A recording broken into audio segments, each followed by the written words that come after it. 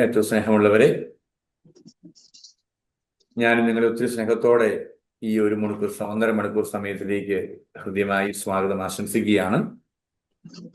നമ്മുടെ സമയം വളരെ പരിമിതമാണ്. 1.5 മണിക്കൂർ സമയം വലിയ ഒരു വിഷയമാണ് നമുക്ക് പഠിക്കാനായിട്ടുള്ളത്. അതുകൊണ്ട് തന്നെ ഈ നമ്മുടെ പുസ്തകത്തിന്റെ ഓരോ പാഠങ്ങളും അനുസരിച്ച് മുന്നോട്ട് പോകാനായിട്ട് നമുക്ക് സമയത്തിന്റെ അപര്യാപ്തതയുള്ളതിനാൽ പ്രധാനപ്പെട്ട കാര്യങ്ങൾ മാത്രം സംസാരിക്കുവാനായിട്ടാണ് ആഗ്രഹിക്കുന്നത്. നമ്മൾ മുന്നിൽ പഠിച്ചിട്ടുണ്ട്, പഴയ നിയമത്തിലെ പുസ്തകങ്ങൾ 3 തിരിച്ചതായിട്ട് പഠിച്ചതാണ്. തോറ, നെബീം, കെത്തുബീം. പഴയ നിയമത്തിലെ ആദ്യത്തെ 5 പുസ്തകങ്ങളാണ് പഞ്ചഗ്രന്ഥം അല്ലെങ്കിൽ തോറ എന്ന ഗണത്തിൽപ്പെടുന്നത്. പ്രവാചക ഗ്രന്ഥങ്ങൾ നെബീം, പ്രബോധന ഗ്രന്ഥങ്ങൾ കെത്തുബീം. അത് നമ്മൾ മറ്റു രീതിയിൽ പറയാറുണ്ട്, നിയമം, പ്രവാചകന്മാർ, പ്രബോധനങ്ങൾ. നിയമത്തിൽ പെടുന്നതാണ് ആദ്യത്തെ 5 പുസ്തകങ്ങൾ. ഉൽപ്പത്തി, പുറപ്പാട്, ലേവ്യർ, സംഖ്യ, നിയമാവർത്തനം. 5 പുസ്തകങ്ങളാണ് നിയമങ്ങൾ തോറ എന്ന പേരിൽ അറിയപ്പെടുന്നു. യഹൂദര് പഴയ നിയമത്തിലെ അവരുടെ പുസ്തകങ്ങൾ ഈ 3 ഡിവിഷൻ വിളിച്ച് തനക്ക്, തോറ, നെബീം, കെത്തുബീം. അതിന്റെ ആദ്യത്തെ അക്ഷരം ചേർത്ത് തനക്ക് എന്നാണ് ഷോർട്ട് ഫോം ആയിട്ട് TNK പറഞ്ഞിരുന്നത്. ഇതിൽ ആദ്യത്തെ 5 പുസ്തകങ്ങളെ കുറിച്ച് അല്പം ആഴത്തിൽ ഈ സമയത്ത് പഠിക്കാനായിട്ട് അപഗ്രഹിക്കാനായിട്ട് നമ്മൾ പരിശ്രമിക്കുകയാണ്. ഒറിജിനാണ് യോഹന്നാൻ സുവിശേഷം 4-ാം അധ്യായം 25-ാം വാക്യം വ്യാഖ്യാനിച്ചപ്പോൾ പഴയ നിയമത്തിലെ ആദ്യത്തെ 5 പുസ്തകങ്ങൾക്ക് പഞ്ചഗ്രന്ഥം, പെന്ററ്റിക് എന്ന പേര് ആദ്യമായിട്ട് നൽകിയത്, അല്ലെങ്കിൽ നിയമങ്ങൾ എന്ന പേര് നൽകിയത്. 5 ചുരുളുകൾ സമാഹാരമായതിനാലാണ് ഇതിന് അവർ പഞ്ചഗ്രന്ഥം എന്ന പേര് വന്നത്. നിയമം എന്ന് പേരുണ്ട്, നിയമഗ്രന്ഥം എന്ന പേരുണ്ട്, മോശയുടെ പുസ്തകം എന്ന പേരുണ്ട്, മോശയുടെ നിയമം എന്ന പേരിൽ അറിയപ്പെടുന്നു, മോശയുടെ ഗ്രന്ഥം എന്നിങ്ങനെ വ്യത്യസ്തങ്ങളായ പേരുകളിൽ പഴയ നിയമത്തിലെ ആദ്യത്തെ 5 പുസ്തകങ്ങൾ, ഇന്ന് നമ്മൾ അപഗ്രഥിക്കുന്ന ആദ്യത്തെ 5 പുസ്തകങ്ങൾ അറിയപ്പെടുന്നുണ്ട്. ഇത് ആരംഭകാലം മുതൽ തന്നെ കരുതപ്പെട്ടിരുന്നത് പഞ്ചഗ്രന്ഥത്തിന്റെ ഗ്രന്ഥകർത്താവ് മോശയാണെന്നായിരുന്നു. ഒരു കാലഘട്ടത്തിൽ 18-ാം നൂറ്റാണ്ട് വരെ ആ രീതിയിലുള്ള ചിന്താഗതികളായിരുന്നു ഉണ്ടായിരുന്നത്. പഞ്ചഗ്രന്ഥത്തെ പല രീതിയിൽ വിഭജിക്കാറുണ്ട്. ഒരു കൂട്ടം ബൈബിൾ വ്യാഖ്യാതക പണ്ഡിതന്മാര് ആദ്യത്തെ 5 പുസ്തകങ്ങൾ, ഉൽപ്പത്തി, പുറപ്പാട്, ലേവ്യർ, സംഖ്യ, ഇത് മാത്രം ഒരു യൂണിറ്റ് ആയിട്ട് പോകുന്നുവെന്നും തന്മൂലം ഇതിനെ ചതുർഗ്രന്ഥം എന്ന് വിളിക്കാറുണ്ട്. ചതുർഗ്രന്ഥം. വീണ്ടും വേറെ ചില ബൈബിൾ പണ്ഡിതന്മാര് ജോഷുവായുടെ പുസ്തകം കൂടി കൂട്ടിച്ചേർത്ത് ആദ്യത്തെ 6 പുസ്തകങ്ങൾ കൂട്ടിച്ചേർത്ത് ഇതിനെ ഷഡ്ഗ്രന്ഥം എന്ന് വിളിക്കാറുണ്ട്. വീണ്ടും സാമുവേൽ പ്രവാചകന്റെ പുസ്തകം വരെ കൂട്ടിച്ചേർത്ത് 8 പുസ്തകങ്ങൾ കൂട്ടിച്ചേർത്ത് അഷ്ടഗ്രന്ഥങ്ങൾ എന്നും ഈ പുസ്തകത്തെ വിളിക്കാറ്. അഷ്ടഗ്രന്ഥങ്ങൾ എന്ന് വിളിക്കുമ്പോൾ തുറന്നു വരുന്ന പുസ്തകങ്ങളുടെ പ്രാരംഭമായിട്ട്, ആമുഖമായിട്ട് നിയമാവർത്തന പുസ്തകത്തെ കാണുന്നതിനാലാണ് അവർ ഷഡ്ഗ്രന്ഥങ്ങൾ എന്ന പേര് നൽകിയത്. ഇതിന് വ്യത്യസ്തങ്ങളായ രീതിയിൽ ഈ പുസ്തകങ്ങളെ കാണാറുണ്ട്. ആദ്യത്തെ 4 പുസ്തകങ്ങൾ ഒരു യൂണിറ്റ് ആയിട്ട് പോകുന്നത് ചിന്തിക്കുന്നവരുണ്ട്. ആദ്യത്തെ 5 പുസ്തകങ്ങൾ ഒരു യൂണിറ്റ് ആണെന്ന് അതിന് പഞ്ചഗ്രന്ഥമെന്നും, ആദ്യത്തെ 4 ഗ്രന്ഥങ്ങൾ ഒരു യൂണിറ്റ് ആയിട്ട് പോകുമ്പോൾ ചതുഗ്രന്ഥമെന്നും, 6 എണ്ണം ഒരുമിച്ച് പോകുമ്പോൾ ഷഡ്ഗ്രന്ഥമെന്നും, 8 പുസ്തകങ്ങൾ ഒരുമിച്ച് ചേരുമ്പോൾ അതിനെ അഷ്ടഗ്രന്ഥം എന്നും വിളിക്കുന്നുണ്ടെന്നുള്ളത് അറിഞ്ഞിരിക്കുക. ഈ ആദ്യത്തെ നമുക്ക് പരിചിതമാണ് ആദ്യത്തെ 5 പുസ്തകങ്ങളുടെ ഉള്ളടക്കം. ഉൽപ്പത്തി പുസ്തകത്തിന്റെ ഉള്ളടക്കം ആ പേര് സൂചിപ്പിക്കുന്നത് പോലെ പ്രപഞ്ചത്തിന്റെയും മനുഷ്യന്റെയും ഉൽപ്പത്തിയെ കുറിച്ച് ആദ്യം വിവരിക്കുന്ന ആദ്യത്തെ 11 അധ്യായങ്ങൾ ചരിത്രാതീത ചരിത്രം എന്ന പേരിലാണ് അറിയപ്പെടുക. ഉൽപ്പത്തി പുസ്തകം 12-ാം അധ്യായം മുതലാണ് യഥാർത്ഥത്തിൽ ചരിത്രം, ബൈബിളിന്റെ ചരിത്രം ആരംഭിക്കുന്നത്. അബ്രാഹത്തിന്റെ വിളിയോടുകൂടി നമുക്ക് പരിചിതമാണ്.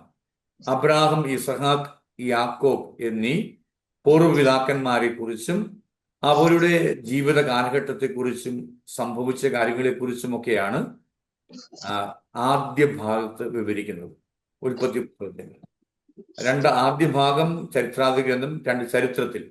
മൂന്നാമത്തെ ഭാഗത്ത് ജോസഫ്, യാക്കോബിന്റെ മകനായ ജോസഫിനെ കുറിച്ചും ജോസഫ് എങ്ങനെ ഈജിപ്തിൽ എത്തിച്ചേർന്നു എന്നതിനെ കുറിച്ചുമുള്ള വിവരണമാണ് ഉൽപ്പത്തി പുസ്തകത്തിൽ കാണുക.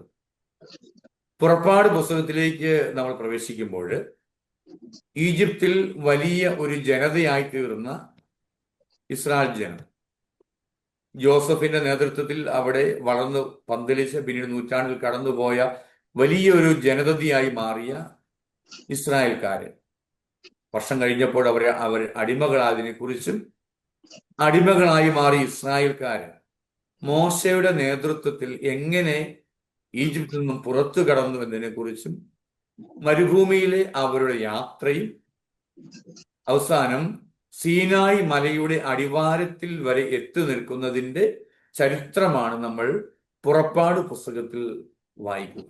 മരുഭൂമിയിൽ കൂടെ അലഞ്ഞു നടന്നപ്പോൾ സംഭവിച്ച കാര്യങ്ങൾ, ദൈവം വാഗ്ദാന പേടകത്തിൽ അവരുടെ മധ്യത്തിലായിരുന്നു അവർ വഴി നടത്തിയ കാര്യങ്ങൾ, അവര് നേരിട്ട പ്രതിസന്ധികൾ, ദൈവം അവരെ സമൃദ്ധമായി അനുഗ്രഹിച്ച കാര്യങ്ങൾ ഒക്കെയാണ് പുറപ്പാട് പുസ്തകത്തിലുള്ളത്.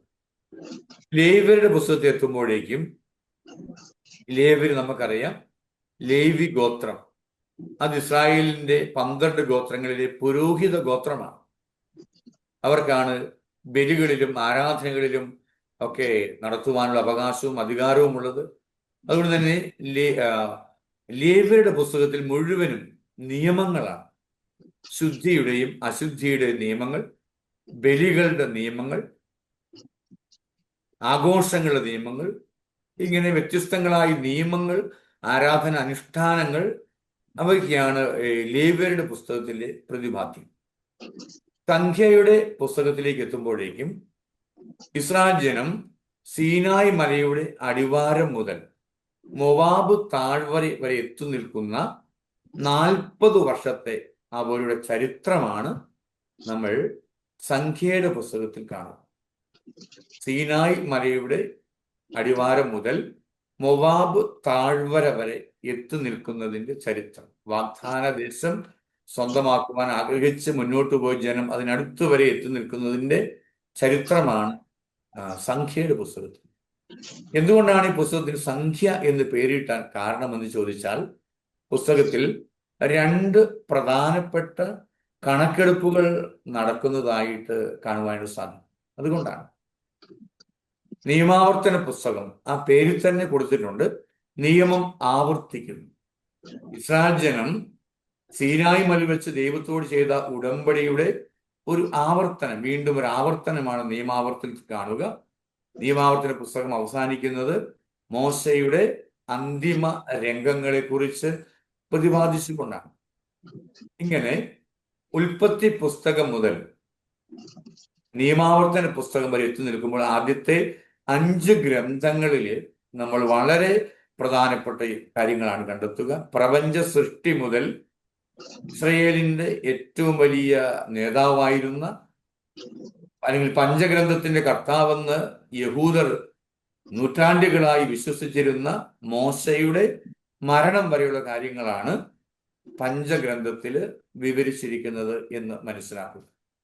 ഇനി പഞ്ചഗ്രന്ഥത്തെ കുറിച്ച് ഞാൻ സൂചിപ്പിച്ചുവല്ലോ, ആദ്യകാലങ്ങളിലെല്ലാം ഇത് മോശയാണ് എഴുതിയതെന്നാണ് ഒരു ചിന്താഗതി അവർ മനസ്സിലാക്കിയിരുന്നത്.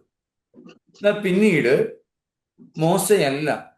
മോശ മാത്രമല്ല ഈ ഗ്രന്ഥത്തിന്റെ കർത്താവ്, രചയിതാവ് എന്ന് എത്തിച്ചേരാനായിട്ട് പഞ്ചഗ്രന്ഥത്തിനുള്ളിൽ തന്നെ പല കാരണങ്ങൾ അവര് കണ്ടു.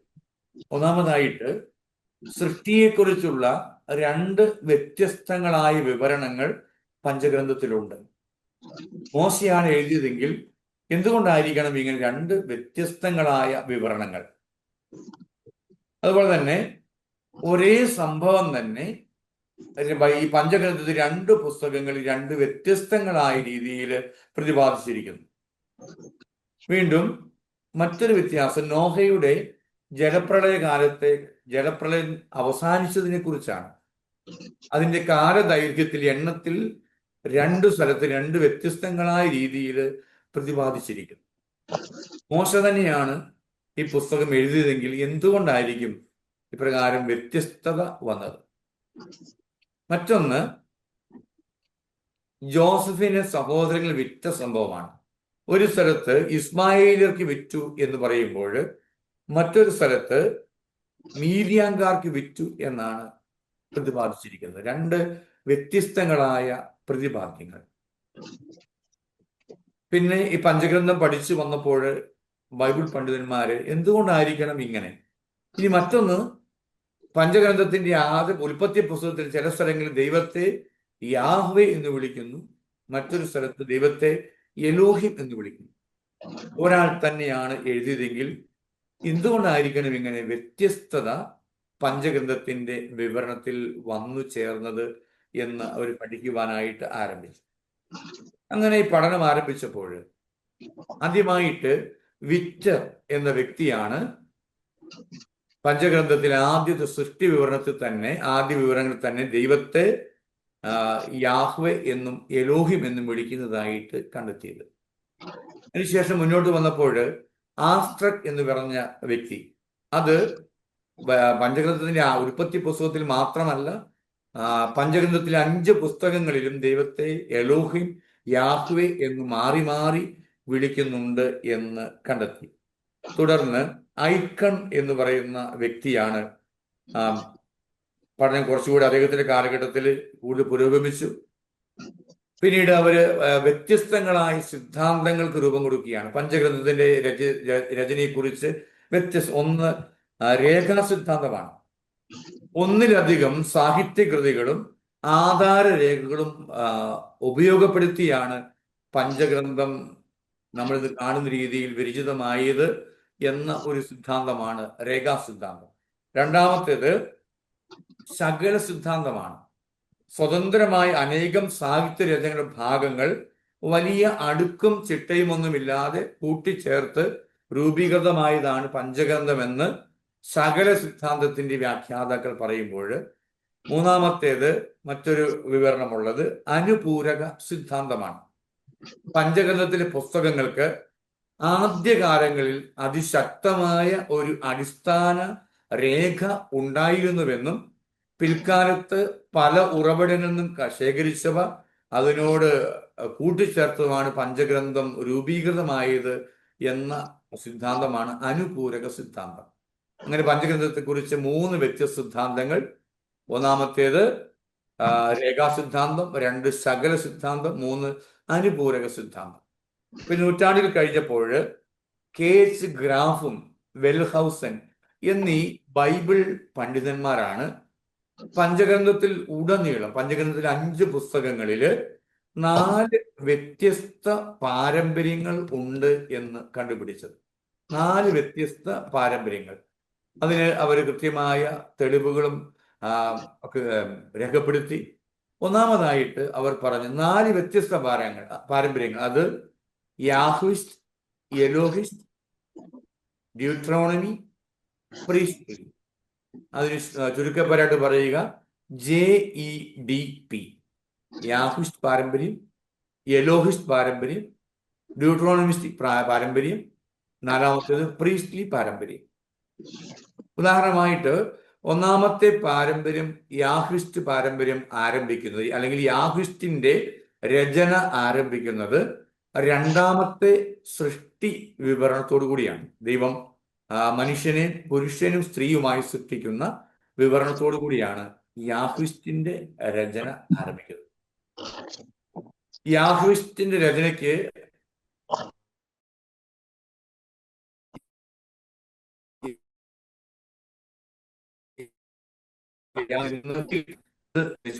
യാഹ്വിസ്റ്റ് ഗ്രന്ഥകാരൻ അദ്ദേഹത്തിന്റെ രചനയിൽ ഉടനീളം ദൈവത്തെ യാഹ്വേ എന്ന് വിളിക്കുന്നു എന്നതിനാലാണ്.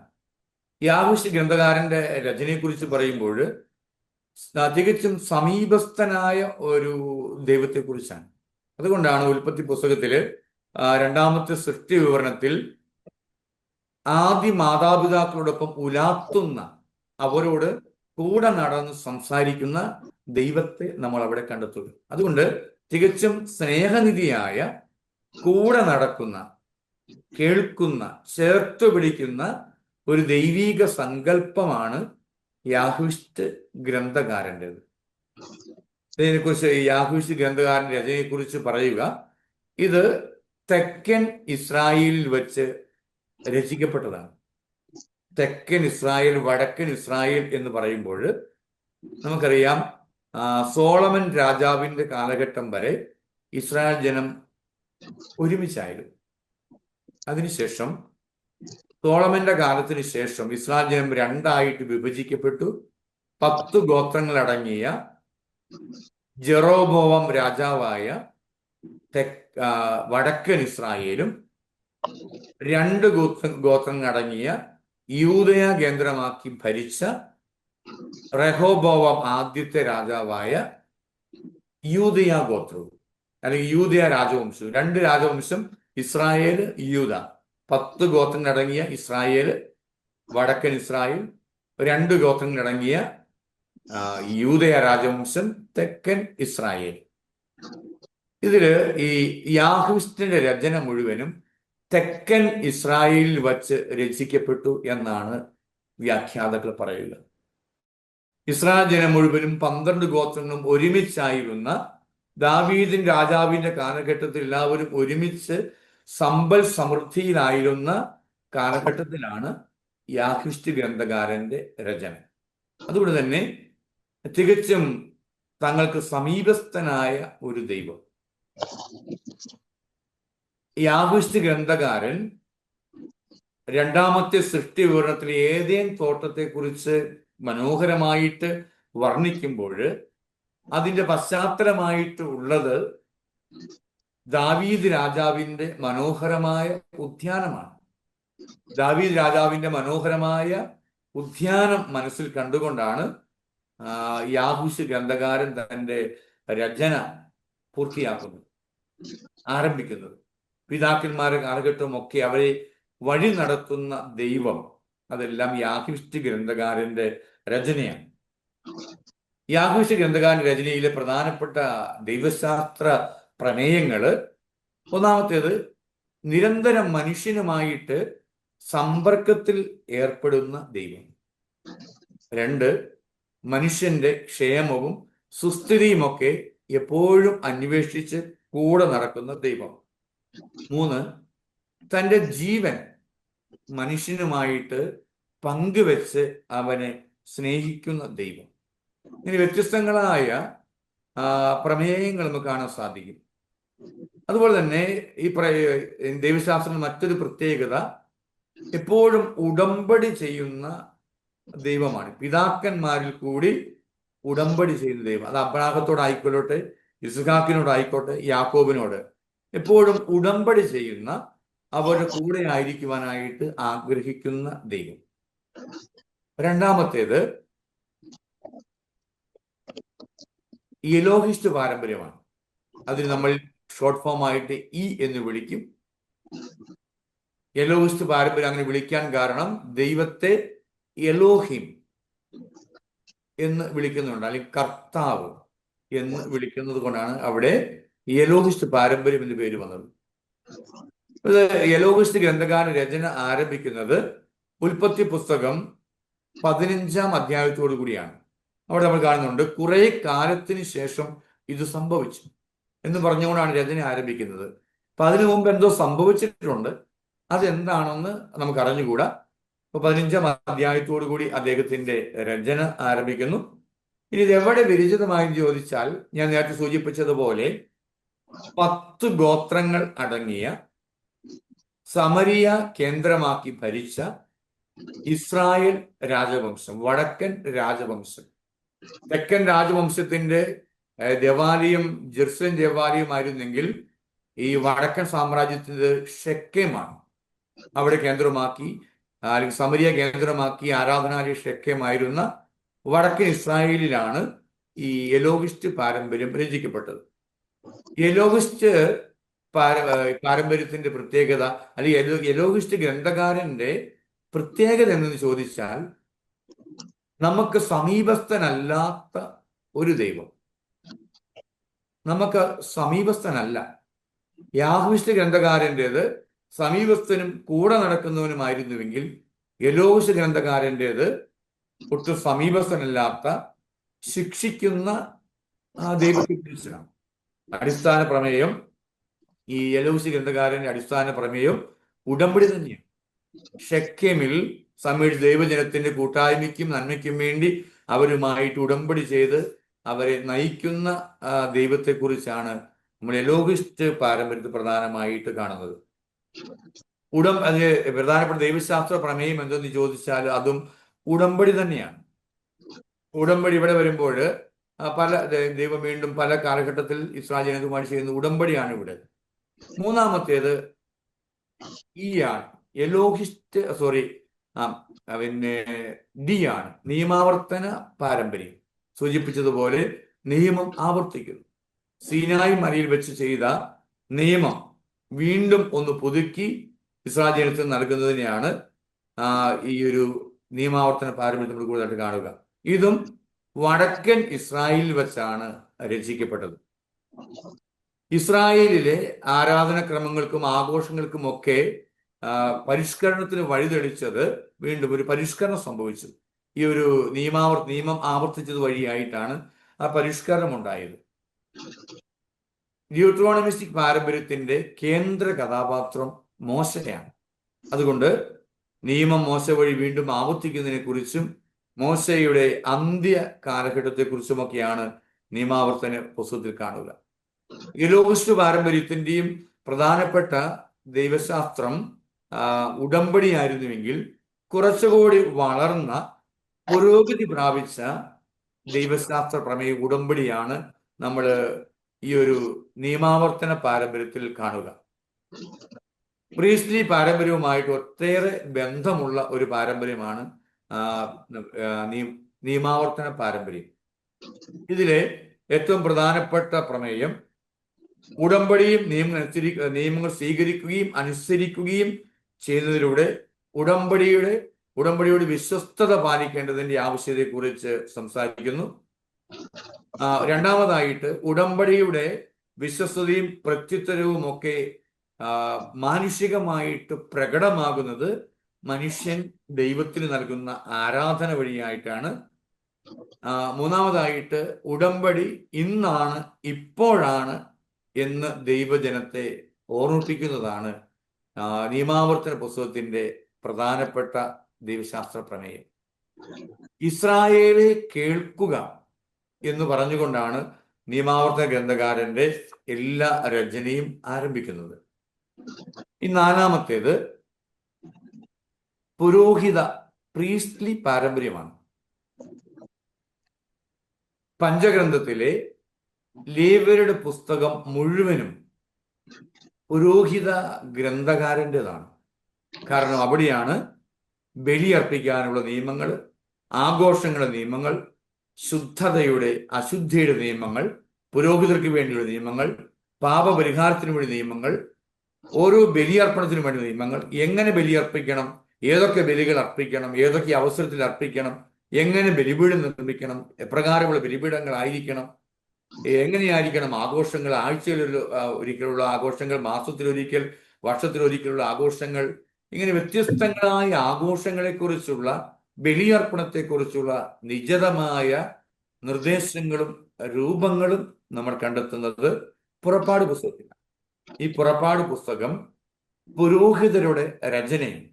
ഏറ്റവും പ്രധാനപ്പെട്ടത് ഉൽപ്പത്തി പുസ്തകത്തിലെ ആദ്യത്തെ സൃഷ്ടി വിവരണം മുതൽ ചരിത്രാതീത ഗ്രന്ഥത്തിലെ 11 അധ്യായങ്ങളിലുള്ള പ്രധാനപ്പെട്ട കാര്യങ്ങളെല്ലാം പുരോഹിത ഗ്രന്ഥകാരന്മാരുടെ രചനയാണ്. അവിടെ രക്തത്തിന്റെ, നമ്മൾ ഈ ലേവ്യരുടെ പുസ്തകത്തിലേക്ക് വരുമ്പോൾ രക്തത്തിന്റെ പരിശുദ്ധിയെക്കുറിച്ചും സ്വർഗസ്ഥനായ പിതാവ് അല്ലെങ്കിൽ പിതാവ് പരിപൂർണനായിരിക്കും, നിങ്ങളും പരിപൂർണനായിരിക്കണം, അതുകൊണ്ട് ചെയ്യേണ്ട ഓരോ കാര്യങ്ങളെക്കുറിച്ചും പരിപൂർണതയിലേക്ക് വിളിക്കപ്പെട്ട ഇസ്രായേൽ ജനം അനുവർത്തിക്കേണ്ട ഓരോ കാര്യങ്ങളെക്കുറിച്ചും ഒക്കെയുള്ള നിയമങ്ങൾ, ആചാരങ്ങൾ, അനുഷ്ഠാനങ്ങൾ, പാരമ്പര്യങ്ങളാണ് പുരോഹിതരുടെ ഗ്രന്ഥത്തിൽ നമ്മൾ പ്രധാനമായിട്ടും കണ്ടെത്തുക. ഇതിലെ അടിസ്ഥാന പ്രമേയങ്ങൾ, ഒന്നാമത്തെ ചരിത്രത്തിന്റെ ആദ്യഘട്ടം ജലപ്രളയത്തിൽ തുടങ്ങി മനുഷ്യന്റെ അല്ലെങ്കിൽ സൃഷ്ടി വിവരണത്തിൽ ആരംഭിച്ച് ജലപ്രളയത്തിൽ അവസാനിക്കുന്നു. ഞാൻ നേരത്തെ സൂചിപ്പിച്ച ആദ്യത്തെ 11 അധ്യായങ്ങൾ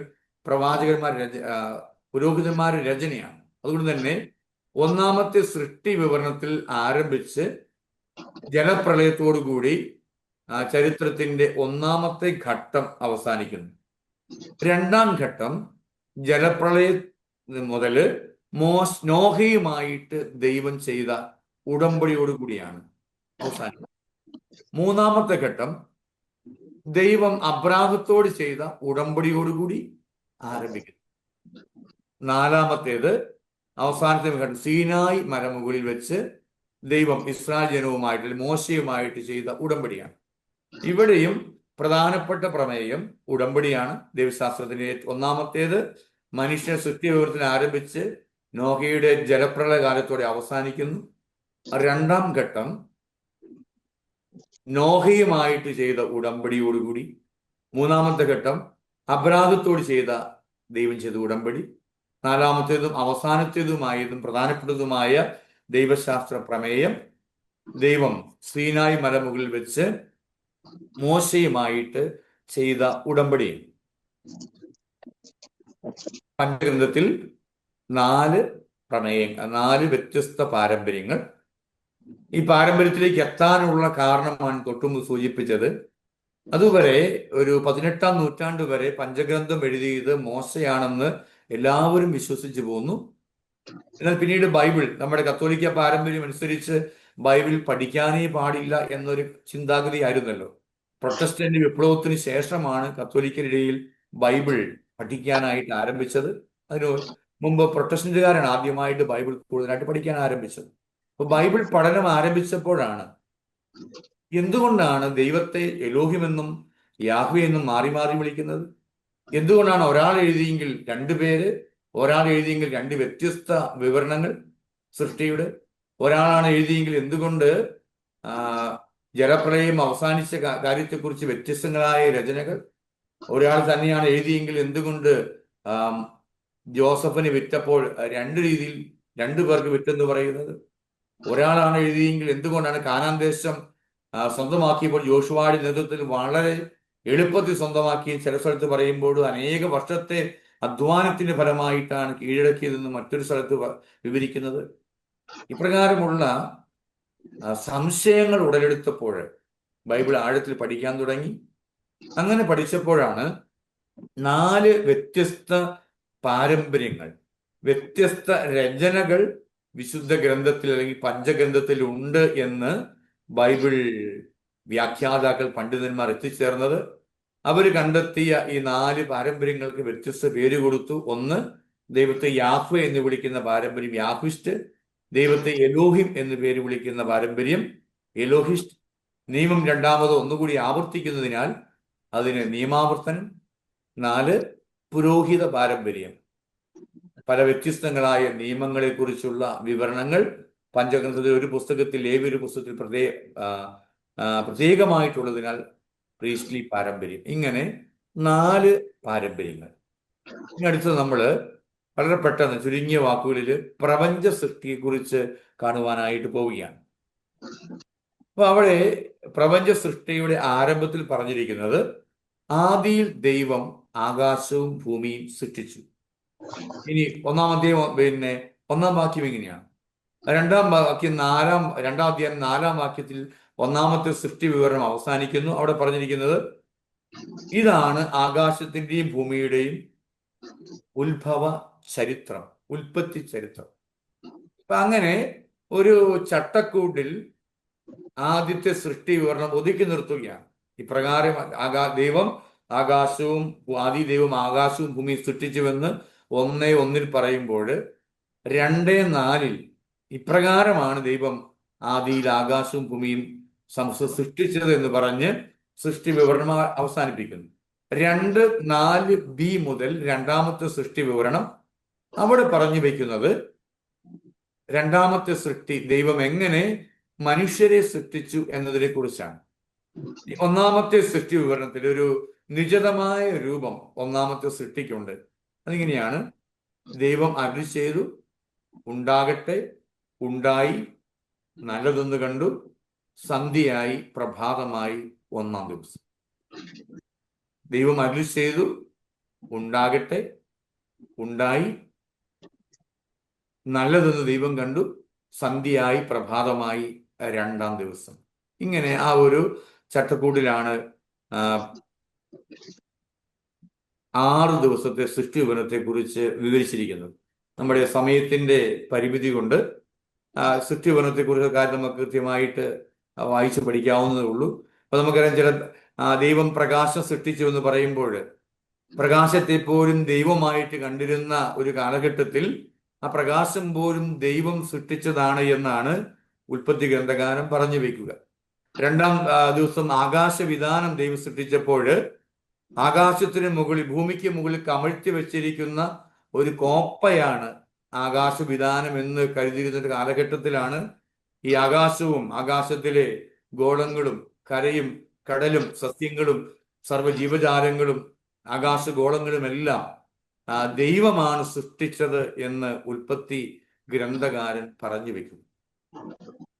ഇനി ഈ ആധുനിക കാലഘട്ടത്തില് ദൈവം 6 ദിവസങ്ങൾ കൊണ്ട് പ്രപഞ്ചം മുഴുവൻ സൃഷ്ടിച്ചു എന്ന് പറയുമ്പോൾ ആധുനിക ശാസ്ത്രം പഠിപ്പിക്കുന്നത് എത്രയോ വർഷത്തെ പരിണാമത്തിന്റെ ഫലമായിട്ടാണ് ഇന്ന് കാണുന്ന രീതിയിൽ ഈ ഭൂമിയിൽ മനുഷ്യൻ ഉടലെടുത്തത്.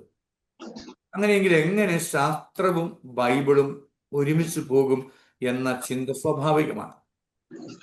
ബൈബിളിന് ലക്ഷ്യം ഒരിക്കലും ശാസ്ത്രത്തെ വിശകലനം ചെയ്യുകയോ പഠിപ്പിക്കുകയോ അല്ല, മറിച്ച് ബൈബിൾ പറയുന്ന ഓരോ കാര്യങ്ങളും വിശ്വാസത്തിന്റെ വെളിച്ചത്തിൽ നമ്മൾ കാണേണ്ടതും പഠിക്കേണ്ടതുമായ കാര്യങ്ങളാണ്. വിശ്വാസത്തിന്റെ വെളിച്ചത്തിൽ മനുഷ്യന്റെ വിശ്വാസത്തിന് വേണ്ടി, വിശ്വാസത്തെ വളർത്താനും വർദ്ധിപ്പിക്കാനും ദൈവമക്കളായി അവരെ വളർത്തുവാനും വേണ്ട കാര്യങ്ങൾ മാത്രമാണ് വിശകലനത്തിലുള്ളത്. ഈ ശാസ്ത്രത്തിൽ മനുഷ്യന്റെ ഓരോ കണ്ടുപിടുത്തത്തിനും അവനെ പ്രേരിപ്പിക്കുന്നതിനും അവന്റെ പ്രേരക ശക്തിയും അവനെ നയിക്കുന്നതും ദൈവമാണ് എന്ന് തിരിച്ചറിയുക. ദൈവം 6 ദിവസം കൊണ്ട് എല്ലാം സൃഷ്ടിച്ചു എന്ന് പറയുമ്പോഴും സങ്കീർത്തകന്റെ പ്രാർത്ഥന ഓർമ്മിക്കാൻ, ദൈവമേ, അങ്ങയുടെ മുമ്പിൽ 1000 വർഷങ്ങൾ ഒരു ദിവസം പോലെയാണല്ലോ. ദൈവത്തിന് കാലമില്ല എന്ന് നമുക്കറിയാമല്ലോ. നമ്മളാണ് ഒരു ദിവസം 24 മണിക്കൂർ എന്ന് നിജപ്പെടുത്തിയത്. അപ്പൊ ദൈവത്തിന്റെ സമയം നമുക്ക് ആർക്കും അറിഞ്ഞുകൂടാ. അപ്പോഴേ ഈ ബൈബിൾ രേഖപ്പെടുത്തിയിരിക്കുന്ന ഓരോ കാര്യങ്ങളും മനുഷ്യന്റെ വിശ്വാസത്തിനും അവന് വിശ്വാസത്തിലേക്ക് നയിക്കാൻ വേണ്ടി മാത്രമുള്ളതാണ് എന്ന് നമുക്ക് തിരിച്ചറിയാം. ഇനി നമുക്ക് അടുത്തതായിട്ടുള്ളത് പുറപ്പാട് പുസ്തകത്തെക്കുറിച്ച് പഠിക്കുവാനായിട്ടാണ്. പുറപ്പാട് പുസ്തകത്തിന്റെ ഉള്ളടക്കത്തെക്കുറിച്ച് നമ്മൾ പ്രാരംഭത്തിൽ സൂചിപ്പിച്ചു. പുറപ്പാട് യോസഫിന്റെ നേതൃത്വത്തിൽ ഈജിപ്തിലേക്ക് വന്ന ജനസമൂഹം, ഈ ജോസഫ് പിന്നെ അദ്ദേഹത്തിന്റെ സഹോദരങ്ങൾ, അങ്ങനെ വർദ്ധിച്ചു വന്ന ഇസ്രായേൽക്കാര്, അവര് ഒരു അപകടമാകുന്നു എന്നവർക്ക് മനസ്സിലായി. കാലക്രമത്തിൽ അവർ ഈജിപ്തിൽ അടിമകളായിട്ട് മാറുന്നു, അടിമവേല ചെയ്യുന്നു. ഇങ്ങനെ അടിമവേല ചെയ്തിരുന്ന കാലഘട്ടത്തിൽ ദൈവം മോശയെ പ്രത്യേകമായിട്ട് വിളിക്കുന്നു. പ്രഭുവിന്റെ അടുത്തേക്ക് മഹാമാരികൾ, മോശയുടെ നേതൃത്വത്തിൽ അവര് ഈജിപ്ത് പുറത്തു കടക്കുന്നു, ചെങ്കടൽ കടക്കുന്നു. അവിടെ നിന്നുള്ള അവരുടെ അത്ഭുതകരമായ രക്ഷപ്പെടല്, മരുഭൂമിയിൽ കൂടെയുള്ള അവരുടെ യാത്ര, ദൈവം സമാഗമ കൂടാരത്തിൽ വാഗ്ദാന പേടകത്തിൽ അവർക്ക് മുന്നേ നീങ്ങുന്നു. രാത്രിയും പകലും അവരെ സംരക്ഷിക്കുന്നു, മന്നയും കാടപ്പക്ഷിയും നൽകുന്നു. ദൈവത്തിനെതിരെ പിറുപിറുക്കൽ ഉണ്ടാകുന്നു, പിറുപിറുത്തവര് മരിച്ചു വീഴുന്നു. അവസാനം സീനായ് മലയുടെ അടിവാരത്തിലെത്തിയപ്പോൾ ദൈവം മോശയെ മലമുകളിലേക്ക് വിളിച്ച് അവർക്ക് സീനായി ഇസ്രായേൽ ജനത്തിന് വേണ്ടി 10 കൽപ്പന നൽകുന്നു. അന്ന് വരെ ചിതറിക്കിടന്നിരുന്ന ജനം ഒരുമിച്ച് മോശയുടെ നേതൃത്വത്തിൽ മുന്നോട്ട് നീങ്ങി ഒരു ജനമായിട്ട് മാറുന്നതിന് ചരിത്രമാണ് നമ്മൾ പുറപ്പാട് പുസ്തകത്തിൽ കണ്ടെത്തുക. ഇനി പുറപ്പാട് സംഭവത്തിന്റെ അല്ലെങ്കിൽ ഈജിപ്തിൽ നിന്നുള്ള ഇസ്രായേൽ ജനത്തിന്റെ വിമോചനം ഒരു ചരിത്ര സംഭവമാണോ എന്നത്. ഇസ്രായേൽക്കാരെ വിളിച്ചിരുന്നത് ഹബീറുകൾ എന്നാണ്. ഈജിപ്തില് ഹബീർ വംശജര് ഉണ്ടായിരുന്നുവെന്ന് ഈജിപ്തിന്റെ ചരിത്രത്തിൽ നമുക്ക് കാണുവാനായിട്ട് സാധിക്കും. രണ്ടാമതൊന്ന്, ഇസ്രായേൽക്കാര് ഈജിപ്തിൽ നിന്നും പുറപ്പെട്ടപ്പോൾ ഉണ്ടായ മഹാമാരികൾ, ഈജിപ്തിന്റെ ചരിത്രത്തിൽ ഇപ്രകാരമുള്ള പല മഹാമാരികളും ഉണ്ടായിട്ടുള്ളതായിട്ട് BC-യിലുള്ള ചരിത്രത്തിൽ വരെ കാണുവാനായിട്ട് സാധിക്കും.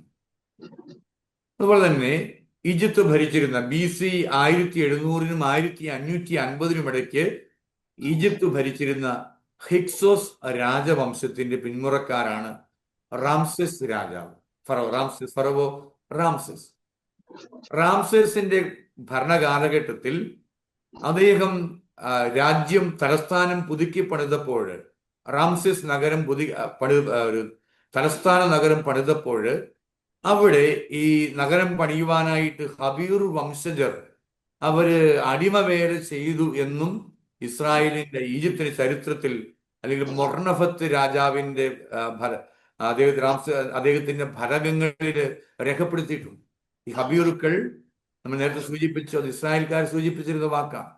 ഈ കാര്യങ്ങളൊക്കെ ഈ പുറപ്പാട് സംഭവം ഒരു ചരിത്ര സംഭവമായിരുന്നു എന്നതിൻ്റെ പ്രാധാന്യം വിളിച്ചോതുന്നവയാണ്. ഈ പുറപ്പാട് സംഭവത്തിന്റെ പ്രത്യേകതകൾ എന്നൊക്കെ ഒന്ന് അതുവരെ ചിതറിപ്പാർത്തിരുന്ന ജനം ഒരുമിച്ച് ഒരു ജനമായി മാറിയതിൻ്റെ, അവരെ ദൈവം മുന്നോട്ട് നയിച്ചതിൻ്റെ, ദൈവം അവരെ സ്വന്തം ജനമായിട്ട് വീണ്ടെടുത്തതിൻ്റെ ചരിത്രമാണ് ഈ പുറപ്പാട് പുസ്തകത്തിൽ നമുക്ക് കാണാൻ സാധിക്കുക. പിന്നീട് ഇസ്രായേൽ ജനം അവര് വിമോചിതരായി കഴിഞ്ഞ് കാനാൻ ദേശത്ത് എത്തിക്കഴിഞ്ഞപ്പോൾ അവരുടെ ആഘോഷവേളകളില് ദൈവത്തെ സ്തുതിക്കുവാനായിട്ട് പല സങ്കീർത്തനങ്ങളും രൂപപ്പെട്ടപ്പോൾ പിൻകാലത്ത്, അപ്പോഴൊക്കെ ഈജിപ്തിൽ നിന്ന് വിമോചിതമായതിൻ്റെയും അവർ മരുഭൂമിയിൽ കൂടെ 40 വർഷം അരഞ്ഞു നടന്നപ്പോൾ ദൈവം സംരക്ഷിച്ചതിൻ്റെയും ഒക്കെ കീർത്തനങ്ങൾ സങ്കീർത്തന രൂപത്തിൽ അവര് രേഖപ്പെടുത്തുകയും ദൈവത്തിന് നന്ദി പറയുകയും. ദൈവം അവർക്ക് സീനായി മലയിൽ വെച്ച് ഉടമ്പടി കൊടുത്തപ്പോൾ ഈ ഉടമ്പടിക്ക് ഒരു പ്രത്യേകമായ സ്ട്രക്ചറുണ്ട്. ഒന്നാമതായിട്ട് ഉടമ്പടി ആരംഭിക്കുന്നത് ചില അനുസ്മരണത്തോടു കൂടിയാണ്. അനുസ്മരണം എന്തെന്ന് ചോദിച്ചാൽ, സീനായ് മലയുടെ താഴ്വാരത്ത് വരെ ഇസ്രായേൽ ജനം എത്തി നിൽക്കുമ്പോൾ മുൻകാലങ്ങളിൽ ദൈവം അവരെ സംരക്ഷിച്ചതിൻ്റെ, വഴി നടത്തിയതിൻ്റെ അനുസ്മരണ ദൈവം അവരെ അതെല്ലാം ഓർമ്മിപ്പിക്കുകയാണ് ഇസ്രായേൽ ജനത്തെ ആദ്യമായിട്ട്. രണ്ടാമതായിട്ട് ഉടമ്പടി, സീനായ് മലയിൽ വെച്ച് ദൈവം അവർക്കൊരു ഉടമ്പടി, അവരോട് ഉടമ്പടി സ്ഥാപിച്ചപ്പോൾ ചില വാഗ്ദാനങ്ങൾ കൊടുക്കുന്നുണ്ട്.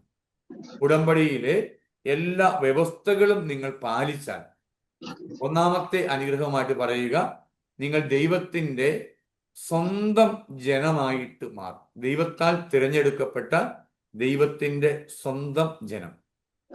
ഉടമ്പടിയുടെ രണ്ടാമത്തെ പ്രത്യേകത, നിങ്ങൾ പുരോഹിത രാജ്യമായിട്ട് മാറും. ദൈവത്തിന് വേണ്ടി പുരോഹിത ശുശ്രൂഷ ചെയ്യുന്ന, അല്ലെങ്കിൽ പുരോഹിതന്മാരുള്ള ഒരു രാജ്യമായിട്ട് മാറും. മൂന്നാമത്തെ ഇതിന്റെ പ്രത്യേകത, അവര് വിശുദ്ധ ജനമായിട്ട് മാറുമെന്നതാണ്. ഒന്നാമത്തേത് ദൈവത്തിന്റെ സ്വന്തം ജനമായി മാറുന്നു. 2, പുരോഹിത രാജ്യമായിട്ട് മാറുന്നു. മൂന്നാമതായിട്ട് ദൈവം അവരുമായിട്ട് പറയുകയാണ്, നിങ്ങൾ ഉടമ്പടിയുടെ വ്യവസ്ഥകൾ പാലിച്ചാൽ, ദൈവത്തോട് വിശ്വസ്തത പുലർത്തിയാൽ നിങ്ങൾ വിശുദ്ധ ജനമായി, ദൈവത്തിന്റെ വിശുദ്ധ ജനമായിട്ട് മാറും. ഒരൊറ്റ നിബന്ധന മാത്രമേ ദൈവം വയ്ക്കുന്നുള്ളൂ, നിന്റെ ദൈവമായ കർത്താവ് ഞാനാണ്, ഞാൻ അല്ലാതെ മറ്റൊരു ദൈവം നിങ്ങൾക്ക് ഉണ്ടാവരുത് എന്നതാണ്. ഉടമ്പടിയുടെ വിശ്വസ്തത പാലിക്കുവാനായിട്ട് നിങ്ങൾ ദൈവത്തിന്റെ ജനമായിട്ട് മാറണം. അന്യദേവന്മാരുടെ, വിജാതീയ ദേവന്മാരുടെ പിന്നാലെ പോകരുത്. വിഗ്രഹങ്ങളെ ആരാധിച്ച് പൂജിച്ച് ദൈവനിന്ദ നിങ്ങൾ വരുത്തി വെക്കരുത് എന്ന് ഉടമ്പടിയിലൂടെ ദൈവം അവരോട് പ്രത്യേകമായിട്ട് പറയുന്നു. തുടർന്ന് ദൈവം അവർക്ക് നൽകിയ 10 പ്രമാണങ്ങളാണ്. ഈ 10 പ്രമാണങ്ങൾ നമ്മൾ ചെറുപ്പത്തിൽ മുതലേ പഠിക്കുകയും ധ്യാനിക്കുകയും ഒക്കെ ചെയ്ത 10 പ്രമാണങ്ങൾ. ഈ 10 പ്രമാണങ്ങൾക്ക് ഒരു നിശ്ചിതമായ രൂപമുണ്ട്. ഒന്നാമതായിട്ട് ഉടമ്പടി ചെയ്തപ്പോൾ, ഈ 10 പ്രമാണങ്ങൾ നൽകിയപ്പോൾ, ഇരു കക്ഷികളെ, ഉടമ്പടിയുടെ വ്യവസ്ഥയാണ്, ഇരു കക്ഷികളെയും പരിചയപ്പെടുത്തുന്നു. 2, ദൈവവും ഇസ്രായേലും തമ്മിൽ ഇതുവരെയുള്ള അവരുടെ ബന്ധം ഓർമ്മിപ്പിക്കുന്നു. മൂന്നാമതായിട്ട് ഉടമ്പടിയുടെ വ്യവസ്ഥകൾ ദൈവം അവരെ പ്രത്യേകമായിട്ട് ഓർമ്മിപ്പിക്കുന്നു. 4, ഈ ഉടമ്പടിയുടെ സാക്ഷികൾ മോശ. 5, ഉടമ്പടി പാലിച്ചാൽ ലഭിക്കുന്ന അനുഗ്രഹവും സാക്ഷ്യവും. 6, ഉടമ്പടിയുടെ ചില വ്യവസ്ഥകൾ. ഈ രീതിയിലാണ് ദൈവം അവരുമായിട്ട് ഉടമ്പടി സ്ഥാപിച്ചത്. ഉടമ്പടിയുടെ 10 പ്രമാണങ്ങൾ നമുക്ക് പരിചിതങ്ങളാണല്ലോ. അതിൽ ഒന്നാമത്തേത്, ഏറ്റവും പ്രധാനപ്പെട്ടത്, ദൈവമായ കർത്താവ് ഞാനാണ്, ഞാനല്ലാതെ മറ്റൊരു ദൈവം നിങ്ങൾക്ക് ഉണ്ടാവരുത്. കാരണം നിങ്ങളെ ഇതുവരെ നയിച്ചത്, ഈജിപ്തിൽ നിന്ന് വിമോചിപ്പിച്ചത്, അല്ലെങ്കിൽ അതിനു മുമ്പേ ചിന്തിക്കുമ്പോൾ അബ്രാഹം വഴി നിങ്ങളെ വിളിച്ച് അബ്രാഹത്തിൽ കൂടെ നിങ്ങളെ ഒരു ജനതയാക്കി മാറ്റിയത് ഞാനാണ്. എൻ്റെ കൽപ്പനകൾ നിങ്ങൾ പാലിക്കണം. മറ്റു പ്രധാനപ്പെട്ട ഒരു കാര്യം, ദൈവത്തിന്റെ ദിവസം പരിശുദ്ധമായിട്ട് ആചരിക്കണം. സാബത്ത് ദൈവം, അതുകൊണ്ടാണ് പുരോഹിതന്മാര് പിന്നീടാണ് BC 438 ശേഷം ഇസ്രായേൽ ജനം ബാബിലോണിലെ അടിമത്തത്തിൽ നിന്നും പുറത്തു വന്നതിന് ശേഷമാണ് നമ്മൾ ബൈബിളിലെ ചരിത്രാതീത ചരിത്രം എന്ന് പറയുന്ന ആദ്യത്തെ 11 അധ്യായങ്ങൾ കൂട്ടിച്ചേർക്കപ്പെട്ടത്. അപ്പോൾ കൂട്ടിച്ചേർക്കപ്പെട്ടപ്പോൾ ഈ കാര്യങ്ങളെല്ലാം അവർ ഓർമ്മിപ്പിക്കുകയാണ്, കർത്താവിന്റെ ദിവസം പരിശുദ്ധമായിട്ട് ആചരിക്കണം. അതുകൊണ്ടാണ് ദൈവം 6 ദിവസം സൃഷ്ടിച്ചു, 7-ാം ദിവസം വിശ്രമിച്ചു. 7-ാമത്തെ ദിവസം യഹൂദരെ സംബന്ധിച്ച് ശനിയാഴ്ചയാണ്, അത് സാബത്ത് ദിവസമാണ്. സാബത്ത് വിശ്രമിക്കേണ്ടതൊരു ദിവസമാണ്, ഒന്നും ചെയ്യാൻ പാടില്ല. അതുകൊണ്ടാണ് യേശു കുറ്റപ്പെടുന്നത്, നിങ്ങൾ സാബത്ത് ആചരിക്കുമ്പോൾ നിയമങ്ങൾ പാലിക്കാൻ വേണ്ടി ഒരു സഹോദരനെ സഹായിക്കാൻ വേണ്ടി ചെറുവിരൽ അനക്കാൻ പോലും നിങ്ങൾ തയ്യാറാകുന്നില്ല. അപ്രകാരം കഠിനമായ ഒരു വ്യവസ്ഥ നിലനിന്നിരുന്ന കാലഘട്ടമാണ്. കാരണം ദൈവം സീനായി മലയിൽ ഉടമ്പടിയോടുകൂടി ഇസ്രായേൽ ജനത്തെ ഓർമ്മിപ്പിച്ച കാര്യമാണ് സാബത്ത് ആചരിക്കുക എന്നത്. കർത്താവിന്റെ ദൈവത്തിന്റെ നാമം വെറുതെ പ്രയോഗിക്കരുത്. മാതാപിതാക്കന്മാരെ ബഹുമാനിക്കണം. മോശ വഴി ദൈവം കൊടുത്ത പ്രധാനപ്പെട്ട കൽപ്പനയാണ്. ഇതിനെക്കുറിച്ച് സാബത്തിന്റെ അനുസ്മരണത്തെക്കുറിച്ചും അല്ല അനുസരണത്തെക്കുറിച്ചും മാതാപിതാക്കളെ ബഹുമാനിക്കുന്നതിനെ കുറിച്ചും 10 കൽപ്പന പട്ടികയിൽ 2 സ്ഥലത്ത് പറയുന്നുണ്ട്. രണ്ടും വ്യത്യസ്തങ്ങളായ രീതിയിലാണ് പഞ്ചഗ്രന്ഥത്തിൽ പറയുന്നത്. എന്തുകൊണ്ടെന്ന് ചോദിച്ചാൽ 2 വ്യത്യസ്തങ്ങളായ പാരമ്പര്യത്തിൽ നിന്ന് വിരചിതമായതിനാലാണ്. മാതാപിതാക്കളെ ബഹുമാനിക്കണമെന്ന കൽപ്പന ദൈവമായ കർത്താവ് ശക്തമായിട്ട് നൽകുന്നത്. മറ്റെല്ലാ കൽപ്പനകൾക്കും അല്ലെങ്കിൽ പ്രമാണങ്ങൾക്കും പ്രതിഫലം വാഗ്ദാനം ചെയ്യുമ്പോൾ 4-ാമത്തെ പ്രമാണത്തിനാണ് മറ്റെല്ലാ കൽപ്പനകൾക്കും ഒരു പ്രതിഫലം വാഗ്ദാനം ചെയ്യാതിരിക്കുമ്പോൾ 4-ാമത്തെ പ്രമാണത്തിന് ദൈവം ഒരു പ്രതിഫലം വാഗ്ദാനം ചെയ്യുന്നുണ്ട്. നീ നിന്റെ മാതാപിതാക്കളെ സ്നേഹിച്ചാൽ നീ ഭൂമിയിൽ ദീർഘകാലം ജീവിക്കും. പ്രഭാഷണ പുസ്തകത്തിൽ കുറച്ചുകൂടെ ഭംഗിയായിട്ട് പറഞ്ഞു വയ്ക്കുന്നുണ്ടത്, നീ പിതാവിനെ സ്നേഹിച്ചാൽ നീ ദീർഘകാലം, നിനക്ക് ദീർഘായുസ് ഉണ്ടാവും. നീ അമ്മയെ മഹത്വപ്പെടുത്തിയാൽ നീ സ്വർഗത്തിൽ നിക്ഷേപം സൂക്ഷിച്ചു വയ്ക്കും. ഇതിൻ്റെയൊക്കെ അടിസ്ഥാനം എന്തെന്ന് ചോദിച്ചാൽ 4-ാമത്തെ കൽപ്പനയാണ്. 5-ാമത്തെ ദൈവകൽപ്പന മുതൽ കുറെ അരുതുകളാണ്. ദൈവം അതിശക്തമായിട്ട്, അതിന് വേറെ ഓപ്ഷൻസ് ഇല്ല, അരുതുകളാണ്. കൊല്ലരുത്, അരുതാണ്. വ്യഭിചാരം ചെയ്യരുത്, മോഷ്ടിക്ക് കള്ളസാക്ഷ്യം പറയരുത്, അന്യന്റെ ഭാര്യയെ അരുത്, അന്യന്റെ വസ്തുക്കൾ അരുത്. എല്ലാം അരുതുകളാണ്, പ്രൊഹിബിഷൻസാണ്. അപ്പം ആദ്യത്തെ 3 കാര്യങ്ങൾ പിതാവായ ദൈവവുമായിട്ട് നേരിട്ട് ബന്ധമുള്ളവയാണെങ്കിൽ 4-ാമത്തേത് ഈ ഭൂമിയിൽ ദൈവതുല്യമായി കാണേണ്ട മാതാപിതാക്കളെ കുറിച്ചാണ്. പിന്നെയുള്ള കൽപ്പനകളെല്ലാം അരുതുകളാണ്, എക്സെപ്ഷൻസ് ഇല്ല എന്ന് ഓർത്തു വയ്ക്കുക പ്രമാണങ്ങളെ കുറിച്ച്. ഇനി അടുത്തത് നമ്മൾ ലേവ്യരുടെ പുസ്തകത്തിൽ കാണുന്ന നിയമ അനുഷ്ഠാനങ്ങളെ കുറിച്ചാണ് നമുക്ക് പഠിക്കേണ്ടതായിട്ടുള്ളത്. ബലികളെ കുറിച്ചും ആഘോഷങ്ങളെ കുറിച്ചുമാണ് തുടർന്ന് എന്നുള്ള അധ്യായത്തിൽ നമ്മൾ കാണുക. ഇസ്രായേൽക്കാരുടെ നിലനിന്നിരുന്ന വ്യത്യസ്തങ്ങളായ ബലികളും ആഘോഷങ്ങളും. ഏറ്റവും പ്രധാനപ്പെട്ട ആഘോഷം, ആഴ്ചയിൽ 1 മാത്രം അവര് ദൈവത്തിനായിട്ട് മാറ്റിവെച്ചിരുന്ന സാബത്ത് അനുസ്മരണം, സാബത്തിന്റെ ആഘോഷമാണ്. മറ്റെല്ലാ ജോലികൾക്കും മാറ്റിവെച്ച് ദൈവത്തിന് വേണ്ടി മാത്രം പ്രാർത്ഥിക്കാനും ദാനധർമ്മത്തിനുമായിട്ട് അവർ മാറ്റിവെച്ചിരുന്ന ആഴ്ചയിലെ ദിവസം സാബത്ത്. രണ്ടാമത്തേത് മാസത്തിൽ ഒരിക്കൽ ആഘോഷിച്ചിരുന്ന അവരുടെ അമാവാസി ആഘോഷങ്ങൾ. ഇനി ഏറ്റവും പ്രധാനപ്പെട്ട തിരുനാളുകളാണ് വർഷത്തിൽ ഒരിക്കൽ മാത്രം ആഘോഷിച്ചിരുന്നത്. ഒന്നാമത്തേത് അത് പഞ്ചഗ്രന്ഥത്തിലാണ് നമ്മൾ കാണുന്നത്. ഒന്നാമത്തേത് പെസഹ തിരുനാളാണ്. ഈജിപ്തിൽ നിന്നും ഇസ്രായേൽ ജനത്തിന്റെ അതിശയകരമായി വിമോചനത്തെ ഓർമ്മിപ്പിക്കുന്ന പെസഹ തിരുനാൾ. ദൈവമായ കർത്താവ് ഈജിപ്തിൽ നിന്ന് അവരെ പുറത്തു കൊണ്ടുവന്നപ്പോൾ അവർ ഓർമ്മിപ്പിച്ചു, ആണ്ടുതോറും നിങ്ങൾ പെസഹ ആഘോഷിക്കണം. കുടുംബത്തിലെ ഏറ്റവും മുതിർന്നവർ ഏറ്റവും ഇളയ മക്കൾക്ക് ദൈവം എപ്രകാരം ഈജിപ്തിൽ നിന്നും അവരെ മോചിപ്പിച്ചു കൊണ്ടുവന്നു എന്നതിനെക്കുറിച്ച് മഹത്തായ കാര്യങ്ങൾ പറഞ്ഞു കൊടുക്കണം. ആണ്ടിൽ ഒരിക്കൽ പെസഹ ആചരിക്കണം. ബൈബിളിൽ നമ്മൾ കാണുന്ന ഈശോയും പെസഹ തിരുനാളിനായിട്ട് ജെറുസലേം ദേവാലയത്തിലേക്ക് പോയിരുന്നതായിട്ട് നമ്മൾ പുതിയ നിയമത്തിൽ വായിക്കുന്നുണ്ടല്ലോ. രണ്ടാമത്തേത് പന്തക്കുസ്ത തിരുനാളാണ്. പന്തക്കുസ്ത എന്ന വാക്കിന്റെ അർത്ഥം 50-ാം ദിവസം എന്ന് മാത്രമാണ്.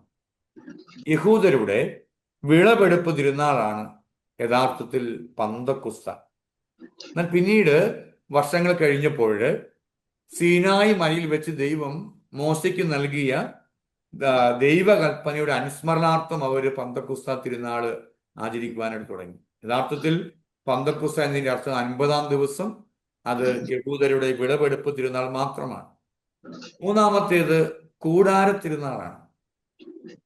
ഇസ്രായേൽ ജനം ഈജിപ്തിൽ നിന്നും വിമോചിതമായപ്പോൾ കൂടാരത്തിൽ വാഗ്ദാന പേടകത്തിൽ സജീവ സാന്നിധ്യമായിരുന്നു കൊണ്ട് പകൽ മേഘസ്തംഭമായും രാത്രിയിൽ ദീപസ്തംഭമായും അവരെ വഴി നടത്തിയ, വാഗ്ദാന പേടകത്തിൽ സജീവമായിട്ട് വസിച്ച് ശക്തിപ്പെടുത്തി വഴി നടത്തി സംരക്ഷിച്ച ദൈവത്തെ അവരെ അനുസ്മരിക്കുന്ന തിരുനാളാണ് കൂടാര തിരുനാൾ.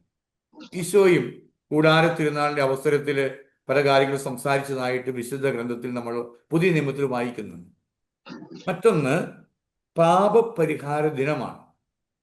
പാപപരിഹാരത്തിനായിട്ട് യഹൂദര് ബലികൾ അർപ്പിച്ചിരുന്നു. ഒരു ബലിമൃഗത്തിന്റെ മേൽ കരങ്ങൾ വെച്ച് അവരുടെ പാപങ്ങൾ മുഴുവനും ആ ബലിമൃഗത്തിലേക്ക് ആവഹിച്ചിരുന്നു.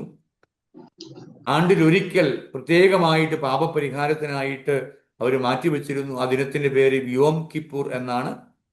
അവരുടെ പാപങ്ങളെല്ലാം ഒരു ആട്ടിൻകുട്ടിയിലേക്ക് ആവശ്യപ്പിച്ച് അതിനെ മരുഭൂമിയിലേക്ക് പറഞ്ഞയച്ചിരുന്നു. ഇപ്രകാരമുള്ള കർമ്മങ്ങളെ കുറിച്ചെല്ലാം നമ്മൾ ലേവ്യരുടെ പുസ്തകത്തിൽ വിശദമായിട്ട് കാണുന്നുണ്ട്. ഇതെല്ലാം വർഷത്തിൽ ഒരിക്കൽ മാത്രം ആഘോഷിച്ചിരുന്നാളാണ്. ഇനി യഹൂദർ പ്രവാസത്തിന് ശേഷം, വിപ്രവാസത്തിന് ശേഷം അവർ ആഘോഷിച്ച തിരുനാൾ ഒന്ന് പുരീമാണ്. നീസ മാസം ആധാർ മാസം 14-ാം തീയതിയാണ് തിരുനാൾ ആഘോഷിച്ചിരുന്നത്. ഹാമാന്റെ ചതിയിൽ നിന്നും എസ്തേറിന്റെ നേതൃത്വത്തിൽ ഇസ്രായേൽ ജനം രക്ഷപ്പെട്ടതിന്റെ ഓർമ്മയ്ക്കായിട്ടാണ് അവർ പുരീം എന്ന തിരുനാൾ ആഘോഷിച്ചത്. രണ്ടാമത്തേത് പ്രവാസത്തിന് ശേഷമുള്ള പ്രതിഷ്ഠയുടെ തിരുനാളാണ്. യൂദാസ് മക്കബീസിന്റെ നേതൃത്വത്തിൽ ജെറുസലേം ദേവാലയം നശിപ്പിക്കപ്പെട്ട, ബാബിലോൺകാർ നശിപ്പിച്ച ജെറുസലേം ദേവാലയം യൂദാസ് മക്കബീസിന്റെ കാലഘട്ടത്തിൽ പുതുക്കിപ്പണിത് അവർ ദൈവത്തിന് വീണ്ടും പ്രതിഷ്ഠിച്ചു. ആ പ്രതിഷ്ഠയുടെ തിരുനാളിന്റെ അനുസ്മരണമാണ് പിന്നീട് പ്രവാസകാലത്തെ തിരുനാളുകളായിട്ട് അവർ അനുസ്മരിച്ചു വന്നിരുന്നത്. ഇനി യഹൂദരുടെ ഇടയിൽ നിലവന്നിരുന്ന വ്യത്യസ്തങ്ങളായ ബലിയെക്കുറിച്ചാണ്. അവർക്ക് ബലിയർപ്പണത്തിന് ഒരു പ്രധാന നിശ്ചിതമായ രൂപം, സ്ട്രക്ചർ ഉണ്ടായിരുന്നു.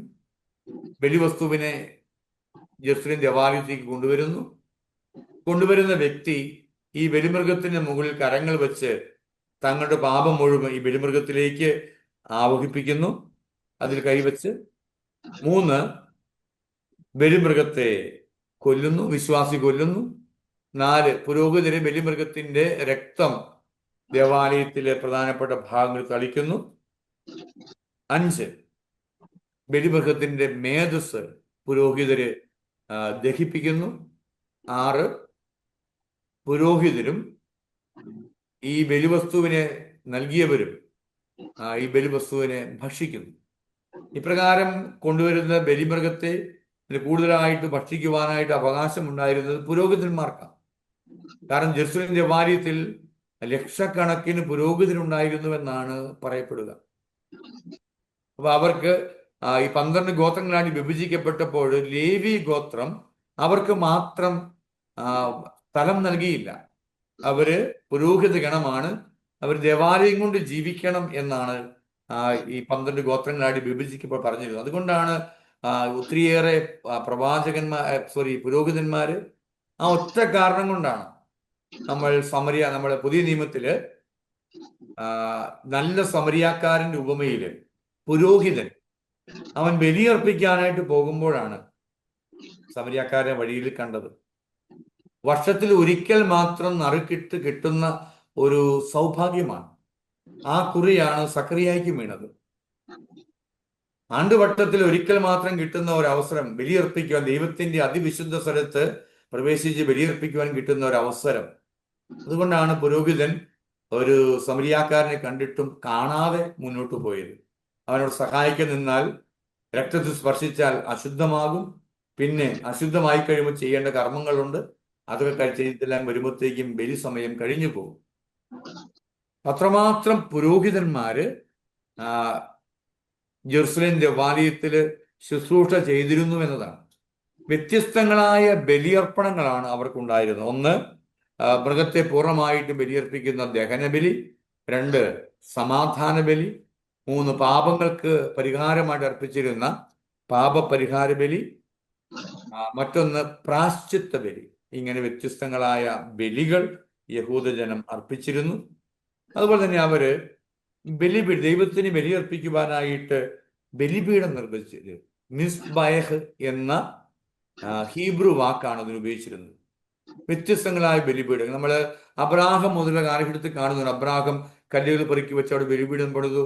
ഇസ്ഹാക്ക് ബലിപീഠം പണിത് ദൈവത്തെ ആരാധിച്ച് കാണുന്നുണ്ട്. അപ്പൊ കല്ലുകൊണ്ടുള്ള ബലിപീഠമുണ്ട്, മണ്ണ് കൊണ്ട് ബലിപീഠം അവർ ഉണ്ടാക്കിയിരുന്നു, തടി കൊണ്ടുള്ള ബലിപീഠം ഉണ്ടാക്കിയിരുന്നു, ഇഷ്ടിക കൊണ്ടുള്ള ബലിപീഠം അവരുണ്ടാക്കി. അങ്ങനെ വ്യത്യസ്തങ്ങളായ ബലിപീഠങ്ങള് ഇസ്രായേൽക്കാര് നിർമ്മിച്ചിരുന്നു എന്ന് നമുക്ക് ഓർത്തു വയ്ക്കാം. അപ്പൊ സംഖ്യയുടെ പുസ്തകത്തില് ലേവ്യരുടെ പുസ്തകത്തിൽ ഇപ്രകാരമുള്ള വ്യത്യസ്തങ്ങളായ ആചാര അനുഷ്ഠാനങ്ങളെക്കുറിച്ചും ബലിയർപ്പണത്തെക്കുറിച്ചും ഒക്കെയാണ് നമ്മൾ കണ്ടുപിടുത്തത്. ഇനി അടുത്തത് ബൈബിളിലെ രക്ഷാകര ചരിത്രത്തെക്കുറിച്ചാണ്. അത് നമ്മൾ നല്ല ഭംഗിയായിട്ടൊന്ന് മനസ്സിരുത്തി വായിച്ചു വെക്കണം. കാരണം ബൈബിളിന് ഒരു ചരിത്രമുണ്ട്. ചരിത്രത്തിൽ വിരചിതമായതാണ് ബൈബിള്. ബൈബിൾ രക്ഷാകര ഒരേ സമയം ബൈബിളിലെ സംഭവങ്ങളും അതോടൊപ്പം തന്നെ ഇസ്രായേലിന്റെ ചരിത്രവും പരസ്പരം ചേർന്ന് പോകുന്നതാണ് സാൽവേഷൻ ഹിസ്റ്ററി അല്ലെങ്കിൽ രക്ഷാകര ചരിത്രം എന്നോർത്ത് വയ്ക്കുക. വിശുദ്ധ ഗ്രന്ഥത്തിന് 3 കാര്യങ്ങളാണുള്ളത്. ഒന്ന്, പ്രിപ്പറേഷനാണ്, ഒരുക്കം. 2, ഫുൾഫിൽമെന്റ് അല്ലെങ്കിൽ പൂർത്തീകരണം. 3, പ്രഘോഷണം. 3 കാര്യങ്ങളാണ് ഉള്ളത് ബൈബിളിൽ. മൊത്തത്തിൽ 3ആയിട്ട് വിഭജിക്കാം. 1, പ്രിപ്പറേഷൻ, ഒരുക്കത്തിന്റെ കാലഘട്ടം. 2, ഫുൾഫിൽമെന്റ്, ഈ ഒരുക്കം പൂർത്തീകരിച്ച കാലഘട്ടം. 3, പ്രൊക്ലമേഷൻ, പ്രഘോഷണം. പഴയ നിയമം മുഴുവനും ഈ ഒരു പ്രിപ്പറേറ്ററി പീരീഡാണ്, ഒരുക്കത്തിന്റെ കാലഘട്ടമാണ്. അതിന്റെ പൂർത്തീകരണം കാണുന്നത് യേശു മിശിഹായിലെ ഫുൾഫിൽമെന്റ്. 3-ാമത്തേത് പ്രഘോഷണം, പ്രൊക്ലമേഷൻ കാലഘട്ടം. ഈശോയുടെ കാലഘട്ടത്തിന് ശേഷം ഇന്നുവരെയും മുന്നോട്ട് പോകുന്നതെല്ലാം ഈ പ്രഘോഷണമാണ്. 3ആയിട്ട് വിശുദ്ധഗ്രന്ഥത്തിൽ തിരിക്കാം. 1-ാമത്തേത് ഒരുക്കം, 2 പൂർത്തീകരണം, 3 പ്രഘോഷണം. സാൽവേഷൻ ഹിസ്റ്ററി, പഴയ നിയമത്തെ ഈ ഒരുക്കത്തിന്റെ കാലഘട്ടത്തെ നമുക്ക് 7ആയിട്ട് തിരിക്കാനായിട്ട് പറ്റും. അതുകൊണ്ട് ആ ഒരു അധ്യായം നമ്മൾ എല്ലാവരും മനസ്സിരുത്തി ഒന്ന് വായിക്കണം. വായിക്കുമ്പോൾ നമുക്ക് ലഭിക്കുന്ന അറിവ്, 1, വിശുദ്ധഗ്രന്ഥത്തെക്കുറിച്ച്; 2, വിശുദ്ധഗ്രന്ഥത്തെക്കുറിച്ച് അറിവ് കിട്ടുന്നതോടൊപ്പം തന്നെ ഇസ്രായേലിന്റെ രാഷ്ട്രീയ ചരിത്രത്തെക്കുറിച്ചുമുള്ള അറിവ് നമുക്ക് കിട്ടും. 1-ാമത്തേത് പ്രീ ഹിസ്റ്റോറിക് പീരീഡാണ്, അല്ലെങ്കിൽ നമ്മൾ പറയും ചരിത്രാതീത ചരിത്രം എന്ന് പറയും. ഉൽപ്പത്തി പുസ്തകം 1-ാം അധ്യായം 1 മുതൽ 11-ാം അധ്യായം വരെ. അതിനൊരു നിശ്ചിതമായ രൂപമുണ്ട്. അത് ആദ്യം എന്ന് പറയാം. അത് പിന്നെ പ്രവാസ കാലഘട്ടം. ഇസ്രായേൽ ജനം ഈജിപ്തിലെ അടിമത്തത്തിൽ ബാബുലോണി അടിമത്തത്തിലേക്ക് പോയപ്പോൾ അടിമത്തത്തിലായ ജനങ്ങൾക്ക് കുറെ നിരാശകൾ സംഭവിച്ചു. ഒന്ന്, യഹൂദ ജനത്തിന് വലിയൊരു പ്രത്യാശയും പ്രതീക്ഷയും സ്വകാര്യ അഹങ്കാരവും ഉണ്ടായിരുന്നു. തങ്ങളുടെ ജെറുസലേം ദേവാലയം അതൊരിക്കലും നശിപ്പിക്കപ്പെടുകയും ആ ജെറുസലേം ദേവാലയം കല്ലിന്മേൽ കല്ല് ശേഷിക്കാതെ നശിപ്പിക്കപ്പെട്ടു. ബാബുലോണി അടിമത്തത്തിലായിരുന്ന ജനത്തിന് ഒരു ചിന്ത, തങ്ങളുടെ ദൈവത്തെക്കാൾ, ഇസ്രായേലിന്റെ ദൈവത്തെക്കാൾ ശ്രേഷ്ഠനാണോ, വലുതാണോ ബാബുലോണിന്റെ ദൈവം? അല്ലെങ്കിൽ എന്തുകൊണ്ട് ദൈവം ഇപ്രകാരം ഞങ്ങളെ ഈ അടിമത്തത്തിലേക്ക് വിട്ടുകൊടുത്തു? ഞങ്ങൾ പ്രവാസികളായി, പലരും മരിച്ചു, പലരും അടിമവേലയ്ക്ക് കൊണ്ടുപോകപ്പെട്ടു. എന്തുകൊണ്ടങ്ങനെ? ഇപ്രകാരം ദൈവത്തിനെതിരെ പിറുപിറുക്കാനും പലരും വിശ്വാസം പോലും ഉപേക്ഷിക്കാനും ബാബുലോണിയൻ ദൈവങ്ങളെ തന്നെ ആരാധിക്കുവാനും തുടങ്ങിയ കാലഘട്ടത്തിൽ ബാബുലോണിയൻ പ്രവാസത്തിനും ആ പ്രവാസത്തിന് ശേഷമാണ് ബൈബിളിലെ ഗ്രന്ഥങ്ങളെല്ലാം വീണ്ടും പ്രവാസത്തിന് ശേഷം വീണ്ടും ഒരുമിച്ച് കൂട്ടി ഇന്ന് കാണുന്ന രീതിയിൽ രൂപപ്പെടുത്തിയ കാലഘട്ടത്തിലാണ് പുരോഹിതന്മാര് ആദ്യത്തെ 11 അധ്യായങ്ങൾ കൂട്ടിച്ചേർത്തത്. അത് ബാബുലോൺ അടിമത്ത കാലഘട്ടത്തിൽ ജനത്തിന് വിശ്വാസ ക്രൈസിസ്, പ്രതിസന്ധി ഉണ്ടായതുകൊണ്ട് നമ്മൾ ആദ്യത്തെ 11 അധ്യായങ്ങൾ പരിശോധിച്ചാൽ അതിനൊരു നിശ്ചിതമായ രൂപം.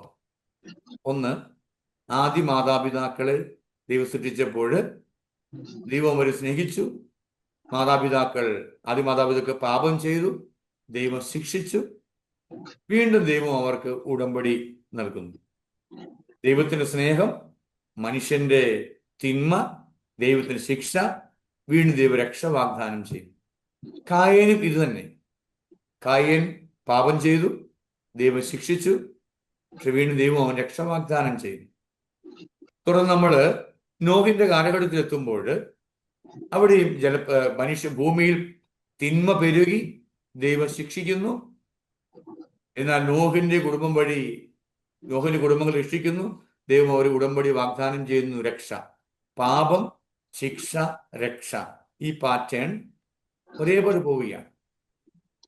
വിശ്വാസത്തിന് ക്രൈസിസ് ഉണ്ടായ, ബാബുലോൺ പ്രവാസത്തിലുണ്ടായ ആ ക്രൈസിസിന്റെ കാലഘട്ടത്തിൽ പ്രവാചകന്മാര് അവരോട് പറയുകയാണ്, നിങ്ങൾ അല്ലെങ്കിൽ നമ്മൾ ഇന്ന് ഈ ബാബുലോൺ പ്രവാസത്തിൽ ആയിട്ടുണ്ടെങ്കിൽ, നമ്മുടെ ജെറുസലേം ദേവാലയം തകർക്കപ്പെട്ടെങ്കിൽ അതിന്റെ കാരണം നമ്മൾ ദൈവത്തോട് തിന്മ ചെയ്തതുകൊണ്ടാണ്. നമ്മൾ പാപം ചെയ്തു, ദൈവം ശിക്ഷിച്ചു. പക്ഷേ വീണ്ടും നമ്മൾ രക്ഷ കാണുന്നത് ബാബുലോൺ പ്രവാസത്തിന് ശേഷം ദൈവം അവരെ പുറത്തോട്ട് കൊണ്ടുവരുന്നു. പ്രവാചകന്മാർ പഠിപ്പിക്കുകയാണ്, 40 വർഷങ്ങൾക്ക് ശേഷം, അല്ലെങ്കിൽ പുരോഹിതന്മാർ പഠിപ്പിക്കുന്നു, 40 വർഷങ്ങൾക്ക് ശേഷം നമ്മൾ പുറത്തു വന്നത് ദൈവത്തിന് നമ്മോടുള്ള സ്നേഹം കൊണ്ടാണ്. അപ്പൊ അതുകൊണ്ട് ആദ്യത്തെ 11 അധ്യായങ്ങൾ കൂട്ടിച്ചേർക്കപ്പെട്ടു. രണ്ടാമത്തെ ഡിവിഷൻ 7 നമ്മൾ കണ്ടു. 1 ചരിത്രാതീത ചരിത്രം, 2 പിതാക്കന്മാരുടെ കാലഘട്ടം അല്ലെങ്കിൽ പാട്രിയാർക്കൽ ഹിസ്റ്ററി. അബ്രാഹം, ഇസഹാക്ക്, യാക്കോബ്, പൂർവ്വപിതാക്കന്മാരുടെ കാലഘട്ടം. ആ കാലഘട്ടത്തിൽ എന്തൊക്കെ കാര്യങ്ങൾ സംഭവിച്ചുവെന്ന് വിശദമായിട്ട് ഈ സാൽവേഷൻ ഹിസ്റ്ററിയിൽ പറഞ്ഞു വെക്കുന്നുണ്ടല്ലോ, നമുക്ക് പരിചിതമായ കാര്യമാണ്. മൂന്നാമത്തേതും നമുക്ക് സുപരിചിതമാണ്, എക്സോഡസ് ഇവന്റാണ്, പുറപ്പാട് സംഭവം. ദൈവം എങ്ങനെ ഈജിപ്തിൽ അടിമത്തം അനുഭവിച്ചിരുന്ന ഇസ്രായേൽ ജനത്തെ മോചിപ്പിച്ചു കൊണ്ടുവന്ന് തന്റെ സ്വന്തം ജനമാക്കി എന്നതിൻ്റെ, ഉടമ്പടിയുടെ ജനമാക്കി മാറ്റി എന്നതിൻ്റെ, ദൈവജനം പുരോഹിത രാജ്യമാക്കി മാറ്റിയതിൻ്റെ ചരിത്രമാണ് പുറപ്പാട് പുസ്തകത്തില് വിവരിച്ചിരിക്കുന്നത്.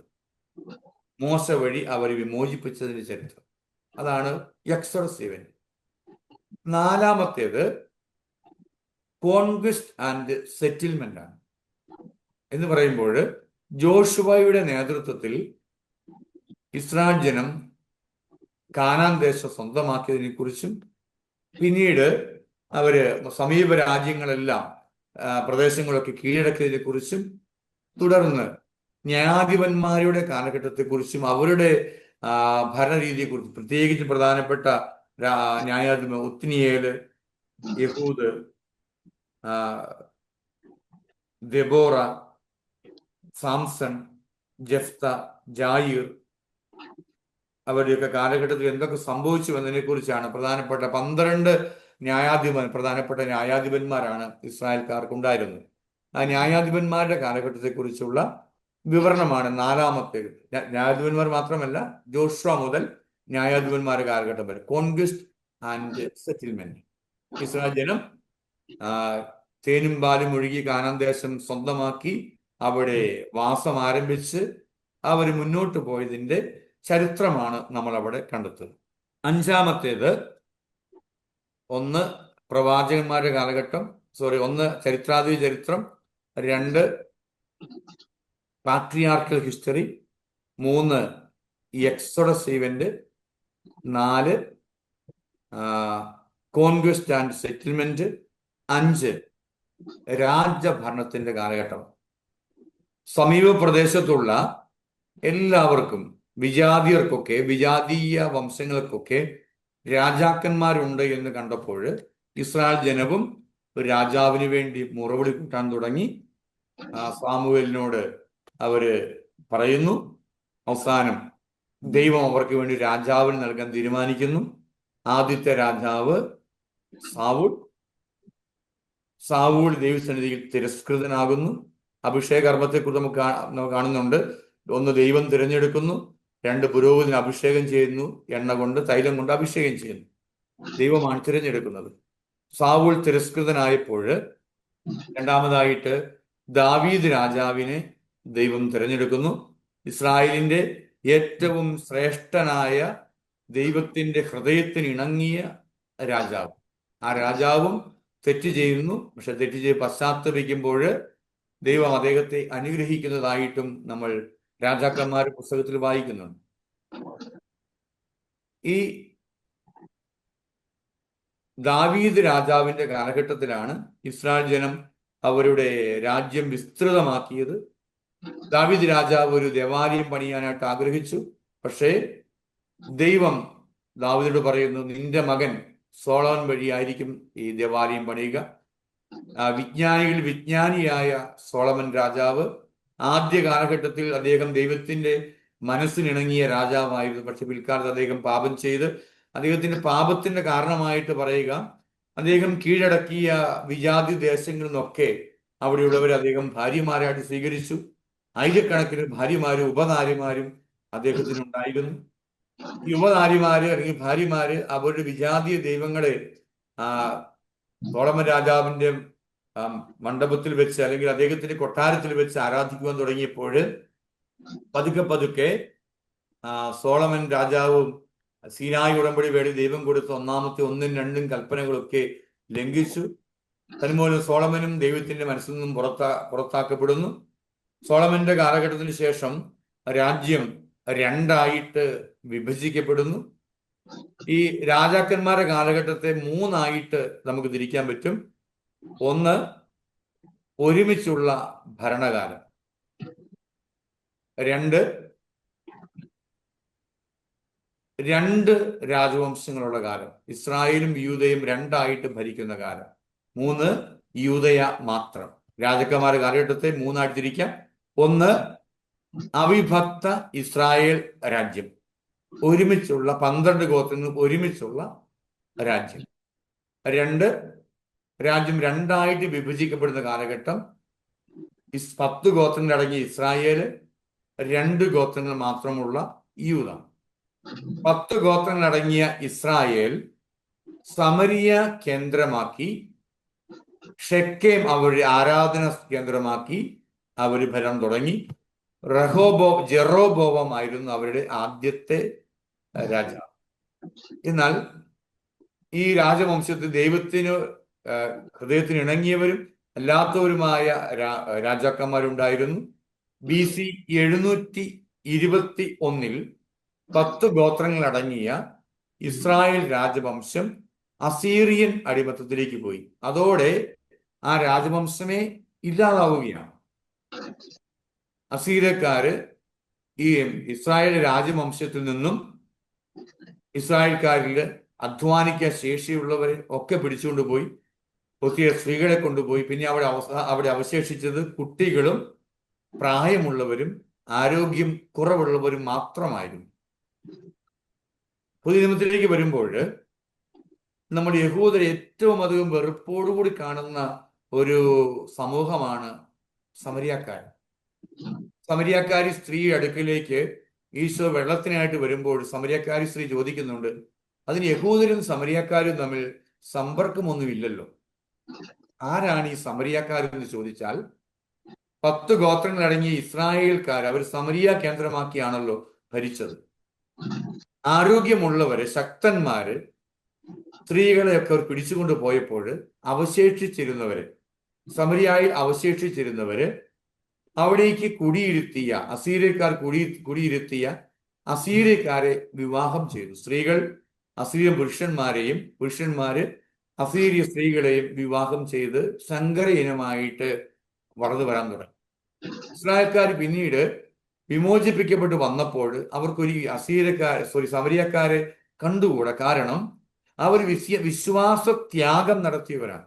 ഞങ്ങൾ അടിമത്തത്തിൽ ക്ലേശങ്ങൾ, കഷ്ടപ്പാടുകൾ നേരിട്ടപ്പോഴും അനുഭവിച്ചപ്പോഴും വിശ്വാസത്യാഗം നടത്തി വിജാദ്യ ദേവന്മാര് പിന്നാലെ പോയി ജീവിതത്തിൽ സന്തോഷം അനുഭവിച്ചവരാണ് സമരിയാക്കാർ. അതുകൊണ്ടാണ് യഹൂദർക്ക് ഒരിക്കലും ഉൾക്കൊള്ളുവാൻ സാധിക്കാത്തവരായിട്ട് സമരിയാക്കാർ മാറിയത്. അതുകൊണ്ടാണ്, ആ കാരണം കൊണ്ടാണ് സമരിയാക്കാർ സ്ത്രീ പറയുന്നത്, ഞങ്ങളും നിങ്ങളും തമ്മിൽ യാതൊരു സമ്പർക്കവും ഇല്ല.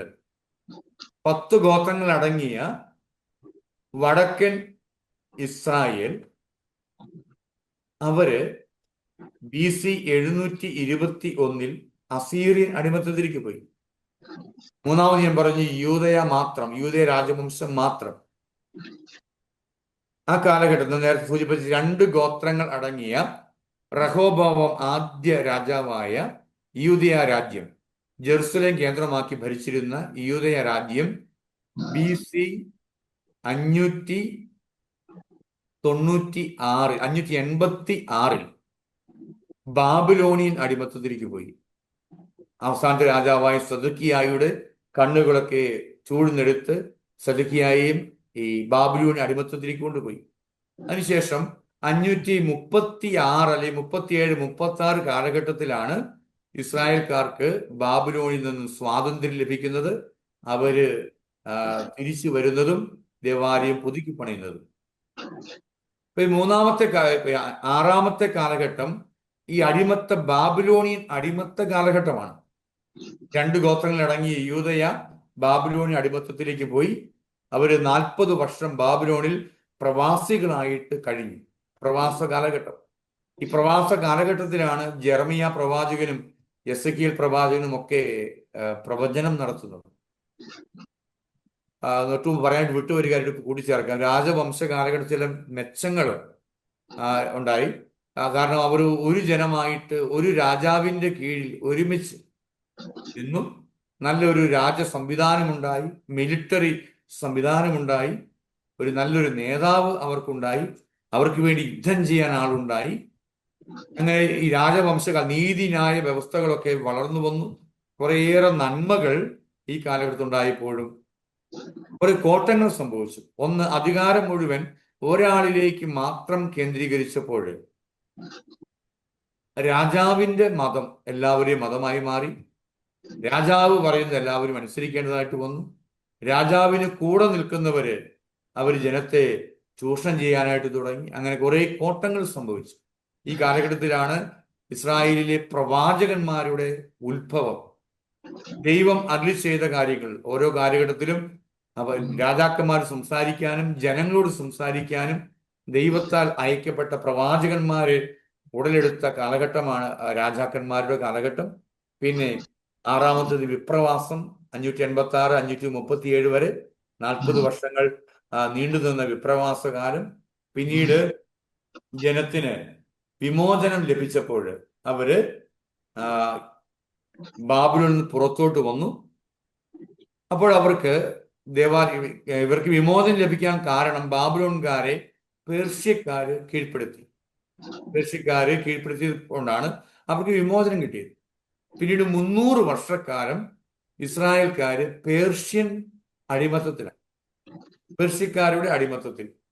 പേർഷ്യൻ അടിമത്തത്തിലേക്ക് അവർ വന്നെങ്കിലും ഒത്തിരിയേറെ മതസ്വാതന്ത്ര്യം അവർ അനുഭവിച്ച കാലഘട്ടമായിരുന്നു പേർഷ്യക്കാരുടെ ഭരണ കാലഘട്ടം എന്ന് പറയുക. മതസ്വാതന്ത്ര്യം അനുഭവിച്ചു. ആ കാലഘട്ടത്തിലാണ് മക്കബീസിന്റെ യസ്രായുടെ നേതൃത്വത്തിൽ അവർ ജെറുസലേം ദേവാലയം പുതുക്കി പണിതത്. നവീകരണം, വലിയൊരു മത നവീകരണം നടന്ന കാലഘട്ടമാണ് യസ്രായുടെയും നെഹമ്യായുടെയും കാലഘട്ടത്തിൽ. ആ മത നവീകരണം എന്താണ് എന്ന് യസ്രാ നെഹമ്യ പുസ്തകത്തിൽ വളരെ ഭംഗിയായിട്ട് വിവരിച്ചിട്ടുണ്ട്. അതുവരെയുള്ള പുസ്തകങ്ങളെല്ലാം യസ്രായുടെയും നെഹമ്യയുടെ നേതൃത്വത്തിൽ നമ്മൾ നേരത്തെ പഠിച്ചിരുന്നു. ബൈബിൾ വ്യാഖ്യാനത്തിൽ വലിയ സിനഗോഗ് എന്ന പേരിൽ കുറെ പേര് ഒരുമിച്ചിരുന്ന് അന്ന് വരെ പുസ്തകങ്ങളെല്ലാം പഞ്ചഗ്രന്ഥം മുതൽ പിന്നോട്ടുള്ള എല്ലാ പുസ്തകങ്ങളും ക്രോഡീകരിച്ച് ജെറുസലേം ദേവാലയത്തിൽ പുതുക്കി പണിത് പ്രതിഷ്ഠിച്ചതുമായ സംഭവങ്ങൾ നമ്മൾ പണ്ട് പഠിച്ചതാണ്. അവർ ഈ വലിയ സിനഗോഗ് എന്നാണ് വിളിക്കുന്നത്. ഈ വലിയൊരു നവീകരണം സംഭവിച്ചത് യസ്രായുടെ കാലഘട്ടത്തിലാണ്. യസ്രായും തുടർന്ന് നെഹമ്യ ഈ കാലഘട്ടത്തിലാണ് സംഭവിച്ചത്. ഇത് സംഭവിച്ചത് എപ്പോഴെന്ന് വെച്ചാൽ ഈ അടിമത്തം പുറത്തു വന്ന് പേർഷ്യക്കാരുടെ അടിമത്തത്തിലായിരിക്കുമ്പോൾ സൂചിപ്പിച്ച വലിയ മത നവീകരണം, മതസ്വാതന്ത്ര്യം പേർഷ്യക്കാര് നൽകി എന്നതിനാലാണ്. കൂടാതെ നമ്മളുടെ ബൈബിളിലെ വിജ്ഞാന ഗ്രന്ഥങ്ങൾ, പ്രഭാഷകൻ ഒഴികെ വിജ്ഞാന ഗ്രന്ഥങ്ങളെല്ലാം രചിക്കപ്പെട്ടത് ഈ ഒരു പേർഷ്യക്കാരുടെ കാലഘട്ടത്തിലാണ്. 300 വർഷം പേർഷ്യക്കാര് ഇസ്രായേൽക്കാരെ ഭരിച്ചു. തുടർന്ന് 200 വർഷക്കാലം ഗ്രീക്കുകാരാണ് ഭരിച്ചത്. അലക്സാണ്ടർ ചക്രവർത്തി അദ്ദേഹം ലോകം മുഴുവൻ പടവെട്ടി കീഴ്പ്പെടുത്തി മുന്നോട്ട് വന്നു. ഇസ്രായേലിനെയും കീഴ്പ്പെടുത്തി. അദ്ദേഹം ഒരു വലിയൊരു സാമ്രാജ്യം സ്ഥാപിച്ച വ്യക്തിയാണ്, നമുക്കറിയാമല്ലോ.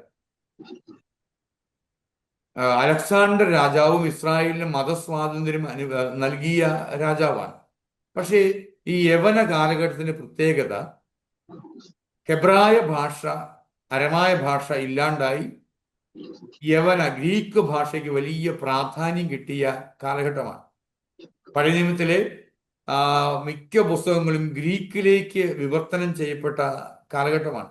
പുതിയ തലമുറയ്ക്ക് ആർക്കും ഹെബ്രായ ഭാഷ അറിയത്തില്ലാത്തൊരു കാലഘട്ടം.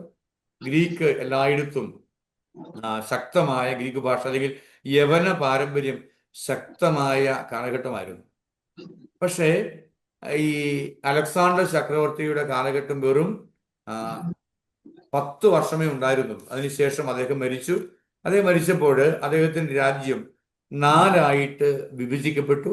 ഒരു ഭാഗം അദ്ദേഹത്തിന്റെ സൈന്യാധിപനായ ടോളമിക്ക്, മറ്റൊരു ഭാഗം സെലുക്കസിന്, മൂന്നാമത്തെ ഭാഗം ലിസിമാക്കുസിന്, നാലാമത്തേത് കസാണ്ടർക്ക്.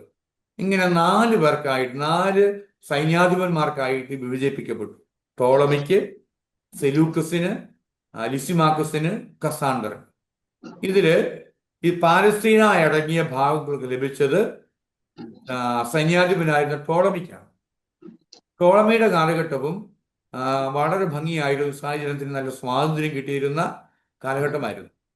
പക്ഷെ കുറച്ച് കഴിഞ്ഞപ്പോൾ ഈ ടോളമിയുടെ കീഴിലുണ്ടായിരുന്ന ഈ ഒരു പാലസ്തീന, ജെറുസലേം അടങ്ങിയ ഭാഗം രണ്ടാമത്തെ സർവ്വസൈന്യാധിപനായ സെലുക്കസിന്റെ പിൻഗാമികൾ, അദ്ദേഹമല്ല സെലുക്കസിന്റെ പിൻഗാമികൾ, അവര് ആ രാജവംശ ഹാസ്മോണിയൻസ് എന്നാണ് അറിയപ്പെടുന്നത്.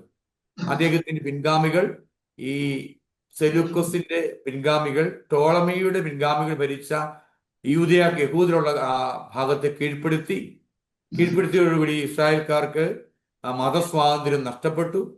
എല്ലാ കാര്യങ്ങളും ഗ്രീക്ക് ഭാഷയിൽ തന്നെ വേണം നിർബന്ധം വന്നു. ഈ ഹാസ്മോണിയൻസിലെ പ്രധാനപ്പെട്ട ഒരു ചക്രവർത്തി അന്ത്യോക്കസ് 4 ഏറ്റവും ക്രൂരനായ ചക്രവർത്തി എന്നാണ് അദ്ദേഹത്തെ കുറിച്ച് പറയുക. അദ്ദേഹം യഹൂദർക്ക് യാതൊരു മതസ്വാതന്ത്ര്യം നൽകാതെ എല്ലാവരെയും പീഡിപ്പിച്ച, അനേകരെ വധിച്ച ഒരു ചക്രവർത്തിയാണ്. ഈ ഹസ്മോണിയൻസിന്റെ കാലഘട്ടത്തിലാണ് നമ്മുടെ ബൈബിളിൽ കാണുന്ന മക്കബായരുടെ ഗ്രന്ഥമൊക്കെ വരുന്നത് വലിയ ഹസ്മോണിയൻ വിപ്ലവങ്ങൾ വരുന്നത് യൂദാസിന്റെയും ശിമിയോന്റെയും മക്കബേന്റെയും നേതൃത്വത്തിൽ വലിയ വിപ്ലവങ്ങൾ ഇവർക്കെതിരെ സംഭവിക്കുന്നതൊക്കെ ഈ കാലഘട്ടത്തിലാണ്. പിന്നീട് BC അവസാന കാലഘട്ടത്തിലാണ് ഈ പറയുന്ന ഗ്രീക്കുകാര് റോമാക്കാര്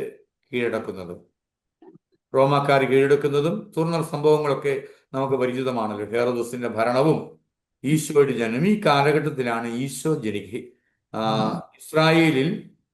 ഇസ്രായേൽ റോമാക്കാരുടെ അടിമത്തത്തിലായിരിക്കുന്ന കാലഘട്ടത്തിലാണ് ഈശോ ജനിക്കുന്നതും ഈശോയുടെ പരസ്യജീവിതവും ഈശോയുടെ മരണവും വീണ്ടും ജെറുസലേം ഈശോ പ്രവചിച്ച ജെറുസലേം ദേവാലയത്തിന്റെ നാശമൊക്കെ ഈ ഒരു റോമാക്കാരുടെ കാലഘട്ടത്തിലാണ്.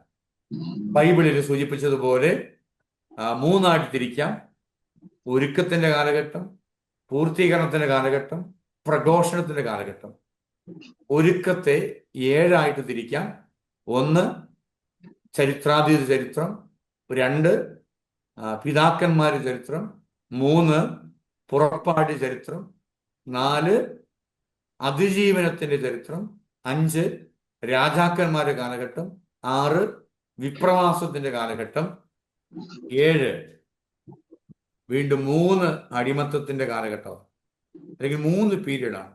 ഫസ്റ്റ് 300 വർഷം അടങ്ങിയ പേർഷ്യൻ പീരീഡ്, 200 വർഷമുള്ള ഗ്രീക്ക് കാലഘട്ടം, അടിമത്ത കാലഘട്ടം, 3 റോമാക്കാരുടെ കാലഘട്ടം. ഇങ്ങനെ 7 സാൽവേഷൻ രക്ഷാകര ചരിത്രത്തെ നമുക്ക് 7 തിരിക്കാനായിട്ട് സാധിക്കും. അതെല്ലാം ഒരുക്കത്തിന്റെ കാലഘട്ടമാണ്. ഇനി അടുത്തത് അതിന്റെ പൂർത്തീകരണത്തിന്റെ കാലഘട്ടം. പൂർത്തീകരണം നമ്മൾ കണ്ടെത്തുക ഈശോയിലാണല്ലോ. ഈശോയും ഈശോയുടെ പരസ്യ ജീവിതവും ദൈവരാജ്യ പ്രഘോഷണവും തുടർന്നുള്ള ഈശോയുടെ വിചാരണ, വിധി, മരണമുത്ഥാനമൊക്കെ അതിന് പൂർത്തീകരണത്തിന്റെ കാലഘട്ടം. മൂന്നാമത്തേത് പ്രഘോഷണ കാലഘട്ടം. അപ്പസ്തോല പ്രവർത്തനത്തിൽ കാണുന്നത് മുതൽ പൗലോസ് ലേഖനങ്ങളിൽ കാണുന്നതെല്ലാം പ്രഘോഷണ കാലഘട്ടം. ആ പ്രഘോഷണ കാലഘട്ടം ഇന്നും തുടർന്നു പോരുന്നു. നമ്മുടെ സമയത്തിന്റെ പരിമിതി കൊണ്ട് ഞാൻ അല്പം സ്പീഡിൽ പറഞ്ഞു പോകുന്നതേ ഉള്ളൂ. ഇനി അടുത്തത് പഞ്ചഗ്രന്ഥത്തിലെ വിവാഹത്തിന്റെ നിയമങ്ങളെ കുറിച്ച് നമുക്ക് പഠിക്കാനായിട്ടുണ്ട്. ദൈവം, നമ്മൾ ഉൽപ്പത്തി പുസ്തകത്തിൽ നിന്ന് കാണുന്നുണ്ട്, ദൈവം പുരുഷന് സ്ത്രീയുമായി മനുഷ്യ സൃഷ്ടിച്ചു, പുരുഷന് തുണയായിട്ട് സ്ത്രീയെ നൽകി എന്നാണ് കാണുന്നത്. ഇവരുടെ യഹൂദ വിവാഹ ജീവിതത്തിന്റെ പ്രത്യേകത ചെറുപ്പത്തിൽ തന്നെ വിവാഹം നിശ്ചയിച്ചിരുന്ന പതിവാണ്. വിവാഹത്തിന് മുമ്പ് വിവാഹ വാഗ്ദാനത്തിൻ്റെതായ ചടങ്ങുകൾ അവർക്കുണ്ടായിരുന്നു. എന്നാൽ മതപരമായ വളരെ ഔദ്യോഗികമായ ചടങ്ങുകളൊന്നും ഇസ്രായേലിലെ വിവാഹത്തിന് ഉണ്ടായിരുന്നതായിട്ട് നമ്മൾ കാണുന്നില്ല. ദാമ്പത്യ ജീവിതത്തിലെ വിശ്വസ്തത ഇസ്രായേൽ ജനത്തിന് വളരെ പ്രധാനപ്പെട്ടതായിരുന്നു. ഭാര്യയെ ഉപേക്ഷാപത്രം കൊടുത്ത് ഉപേക്ഷിക്കുവാനും വീണ്ടും ആ വിവാഹബന്ധം വേർപെടുത്തി രണ്ടാമത് വിവാഹം കഴിക്കുവാനായിട്ടുള്ള അനുവാദം നൽകിയിരുന്നു. ഏക ഭാര്യ വ്രതമാണ് അവർ അനുഷ്ഠിച്ചിരുന്നതെങ്കിലും ബഹുഭാര്യത്വം ഉണ്ടായിരുന്നു. ഒത്തിരിയേറെ ഭാര്യമാരും ഉപനാരികളെയും സ്വീകരിക്കുന്ന പാരമ്പര്യവും അവർക്ക് ഉണ്ടായിരുന്നു. അതുപോലെ തന്നെ വെപ്പാട്ടുകളെ കൊണ്ടു നടക്കുന്ന പാരമ്പര്യവും യഹൂദർക്ക് ഉണ്ടായിരുന്നു. ഭാര്യമാരിൽ കുട്ടികളില്ലെങ്കിൽ തോഴിമാരിൽ നിന്ന് കുട്ടികൾ ജനിപ്പിക്കുന്ന സമ്പ്രദായം. അതുകൊണ്ടാണല്ലോ അബ്രാഹം ഭാര്യയായ സാറായ തോഴിമാരിൽ നിന്നും മക്കളെ ജനിപ്പിച്ച സംഭവം നമുക്കറിയാം. അതുപോലെ മതപരമായ ആഘോഷങ്ങൾ വിവാഹ ജീവിതത്തിൽ ഉണ്ടായിരുന്നില്ല. വിവാഹവേളയിൽ ആഹ്ലാദത്തിന്റെയും ഉല്ലാസത്തിന്റെയും ഒക്കെ സ്വരം അവർ പുറപ്പെടുവിച്ചിരുന്നു. ഇങ്ങനെ വ്യത്യസ്തങ്ങളായ ആഘോഷങ്ങൾ, അനുഷ്ഠാനങ്ങൾ അവർ വിവാഹത്തിന് ഉണ്ടായിരുന്നു. ഇനി രണ്ടാമത്തെ ഒരു പ്രത്യേക, സ്ത്രീകൾക്ക് യഹൂദ നിയമത്തില് എന്ത് പ്രാധാന്യമാണ് ഉണ്ടായിരുന്നത് എന്നാണ്. പ്രത്യേകിച്ച് നമുക്കറിയാം, പുരുഷ മേധാവിത്വം നിലനിന്നിരുന്ന ഒരു കാലഘട്ടമാണ് പഴയ നിയമം. അതുകൊണ്ട് തന്നെ പിതാക്കന്മാരടക്കം അബ്രഹാം, ഇസ്ഹാക്ക്, യാക്കോബ് എല്ലാം പുരുഷന്മാരിൽ കൂടിയാണ് വിസ്തരണം നമ്മൾ കാണുക. മറ്റൊന്നുമല്ല, യഹൂദരിടയിൽ പുരുഷ പ്രാധാന്യം, സ്ത്രീ എപ്പോഴും പുരുഷന് വിധേയപ്പെട്ട് ജീവിക്കണം എന്ന കാഴ്ചപ്പാടാണ് നമുക്ക് പഴയ നിയമത്തിൽ കാണാൻ സാധിക്കുക. അതുപോലെ തന്നെ സ്ത്രീകൾ ഒത്തിരിയേറെ കുടുംബത്തിന് വേണ്ടി ഒത്തിരിയേറെ അധ്വാനിച്ചിരുന്ന സ്ത്രീകളെ കുറിച്ചും നമ്മൾ വിശദത്തിൽ കാണുന്നുണ്ട്. ഈ സ്ത്രീകൾ എപ്പോഴും പുരുഷന് വിധേയപ്പെട്ട് ഒരു വീട് താഴ്ന്ന് ജീവിച്ചിരുന്നപ്പോഴും വളരെ പ്രധാനപ്പെട്ട ശക്തരായ സ്ത്രീകളെയും നമ്മൾ വിശദത്തിൽ കാണുന്നുണ്ട്. താമാറും റൂത്തും, അതുപോലെ തന്നെ ഇസ്രായേലിനെ ഭരിച്ച 2 ന്യായാധിപന്മാര്, ദെബോറായും ഹുൽദായും, മോശയുടെ സഹോദരിയായ മിറിയാമൊക്കെ ശക്തരായ സ്ത്രീ കഥാപാത്രങ്ങൾ, സ്ത്രീകളാണ്. പുരുഷ മേധാവിത്വം നിലനിൽക്കുമ്പോഴും സ്ത്രീകൾക്ക് പ്രാധാന്യമുണ്ടായിരുന്നു. എന്നാൽ പുതിയ നിയമത്തിലേക്ക് വരുമ്പോൾ സ്ത്രീകൾക്ക് ഒത്തിരിയേറെ ഈശോ പ്രാധാന്യം നൽകുന്നതായിട്ട് നമുക്ക് കാണുവാനായിട്ട് സാധിക്കും. പുതിയ നിയമത്തിൽ ഈശോയുടെ കൂടെ എപ്പോഴും സ്ത്രീകൾ ഉണ്ടായിരുന്നു. ഈശോയുടെ വക്കിലേക്ക് വന്ന സ്ത്രീകൾ, കല്ലെറിയാൻ കൊണ്ടുവന്നവർക്കും അവരെയും ഈശോ സംരക്ഷിച്ച് നമ്മൾ കാണുന്നുണ്ട്. ഈശോയെ തന്നെ ചുങ്കക്കാരുടെയും വേശ്യകളുടെയും ഒക്കെ സ്നേഹിതരെന്നാണ് യഹൂദർ ആക്ഷേപാർത്ഥം വിളിച്ചിരുന്നത്. ഈശോയുടെ ഒപ്പം ഒരുപറ്റ സ്ത്രീകൾ എപ്പോഴും ഉണ്ടായിരുന്നു എന്ന് വിശുദ്ധ ഗ്രന്ഥത്തിൽ വിവരിക്കുന്നുണ്ട്. ഈശോയും യഹൂദനായിരുന്നല്ലോ. അപ്പം യഹൂദ കാഴ്ചപ്പാടുകളെ തിരുത്തി കുറിക്കുന്ന ഒരു രീതിയാണ് ഈശോയുടെ ജീവിതത്തിലേക്ക് വരുമ്പോൾ നമ്മൾ കാണുന്നത്. ഇനി സങ്കീർത്തനങ്ങളെ കുറിച്ചാണ്. ഇസ്രായേൽ ജനത്തിന്റെ മതാത്മക ജീവിതത്തിന്റെ ഹൃദയത്തുടുപ്പുകളായിരുന്നു സങ്കീർത്തനങ്ങൾ. ഇസ്രായേൽ ജനം, അല്ലെങ്കിൽ നമുക്ക് സാൽം എന്നൊക്കെ നമുക്ക് പറയാറുള്ളതാണല്ലോ സങ്കീർത്തനങ്ങൾ. ഇസ്രായേൽ ജനത്തിന്റെ മതാത്മക ജീവിതത്തിന്റെ ഹൃദയത്തുടുപ്പുകൾ എന്ന് പറയുമ്പോൾ അവരുടെ ആരാധന അനുഷ്ഠാനങ്ങളിൽ ഏറ്റവും അധികം ഉപയോഗിച്ചിരുന്ന ഈ കീർത്തനങ്ങളാണ്. സങ്കീർത്തനങ്ങളെല്ലാം കൂടുതലും ദാവീദ് രാജാവ് രചിച്ച സങ്കീർത്തനങ്ങളായിട്ടാണ് പറയപ്പെടുന്നത്. എന്തുകൊണ്ടെന്ന് ചോദിച്ചാൽ, പണ്ടത്തെ കാലഘട്ടത്തിൽ സങ്കീർത്തനങ്ങളൊക്കെ രചിച്ച് അത് അന്നത്തെ ഏറ്റവും പ്രഗത്ഭരായ വ്യക്തികളുടെ പേരുകളും തൂലിക നാമത്തിൽ എഴുതുമ്പോൾ അതെല്ലാവരിലേക്കും എത്താനായിട്ടിടയാകും. 73 സങ്കീർത്തനങ്ങൾ അതുകൊണ്ട് തന്നെ ദാവീദിന്റെ പേരിൽ തന്നെയാണ് ഉള്ളത്. സങ്കീർത്തനങ്ങളുടെ ഉള്ളടക്കം എന്തെന്ന് വെച്ചാൽ വ്യത്യസ്തങ്ങളായ രീതിയിൽ സങ്കീർത്തനങ്ങൾ, വിലാപങ്ങൾ, സങ്കടങ്ങളുടെ കാലഘട്ടത്തിൽ വിരചിതമായ സങ്കീർത്തനങ്ങളുണ്ട്, ദൈവത്തെ സ്തുതിച്ച് പ്രാർത്ഥിക്കുന്ന സങ്കീർത്തനങ്ങളുണ്ട്, ദൈവത്തിന് നന്ദിയും കൃതജ്ഞതയും സന്തോഷ അവസരങ്ങളിൽ ഉടലെടുത്ത ദൈവത്തിന് കൃതജ്ഞത അവതരിപ്പിക്കുന്ന പാടുന്ന സങ്കീർത്തനങ്ങളുണ്ട്, പ്രത്യാശയുടെയും വിശ്വാസത്തിന്റെയും സങ്കീർത്തനങ്ങളുണ്ട്, രാജകീയ, അതായത് രാജാവിനെ വാഴിക്കുന്ന വേളകളിലൊക്കെ വിരചിതമായ സങ്കീർത്തനങ്ങളുണ്ട്. ദൈവത്തെ തന്നെ, യാഹ്വയെ തന്നെ ഏറ്റവും പ്രധാനപ്പെട്ട രാജാവായി ഇസ്രായേൽ ജനത്തെ നയിക്കുന്ന സംരക്ഷിക്കുന്ന രാജാവായി കണ്ട് യാഹ്വയെ സ്തുതിക്കുന്ന സങ്കീർത്തനങ്ങൾ, ഗീതങ്ങളുണ്ട്. ജെറുസലേമിൽ സിയോനിൽ വാഴുന്ന കർത്താവിനെ സ്തുതിക്കുന്ന ഗീതങ്ങളുണ്ട്. ജ്ഞാനഗീതങ്ങൾ, പ്രബോധന ഗീതം, പഠിപ്പിക്കുന്ന യഹൂദ ജനത്തെ പഠിപ്പിക്കുക എന്ന ലക്ഷ്യം മുൻനിർത്തി വിരചിതമായ സങ്കീർത്തനങ്ങളുണ്ട്. അതുപോലെ പ്രവാചക പ്രബോധനങ്ങൾ പോലും സങ്കീർത്തനത്തിന്റെ രൂപത്തിൽ ഉണ്ട്. സങ്കീർത്തനങ്ങളെല്ലാം ദൈവത്തിന്റെ വചനമാണ് എന്ന് തിരിച്ചറിയുക. ഇവിടെ നമ്മൾ കാണുന്നത് വ്യത്യസ്തങ്ങളായ വിജ്ഞാന ഗ്രന്ഥങ്ങളെ കുറിച്ചാണ്. അവയെല്ലാം ഈ ഇസ്രായേൽ ജനത്തിന്റെ ബാബിലോണിയൻ പ്രവാസ കാലഘട്ടത്തിന് ശേഷം വിരചിതമായ വിജ്ഞാന ഗ്രന്ഥങ്ങളാണ്. ബൈബിളിൽ കാണുന്ന ജ്ഞാനത്തിന്റെയും പ്രഭാഷകന്റെയും ഉത്തമഗീതവും ജോബും സഭാപ്രസംഗികനും ഒക്കെ വ്യത്യസ്ത കാലങ്ങളിൽ പിന്നീട് പെർഷ്യക്കാരുടെയും തുടർന്ന് ഗ്രീക്ക് കാലഘട്ടത്തിൽ നമുക്ക് വിരചിതമായ വിജ്ഞാന ഗ്രന്ഥങ്ങളുണ്ട്. അതെല്ലാം പഠിപ്പിക്കുക, പ്രബോധനം നൽകുക, വ്യത്യസ്തങ്ങളായ ലക്ഷ്യങ്ങൾ മുൻനിർത്തി എഴുതപ്പെട്ടതാണ്.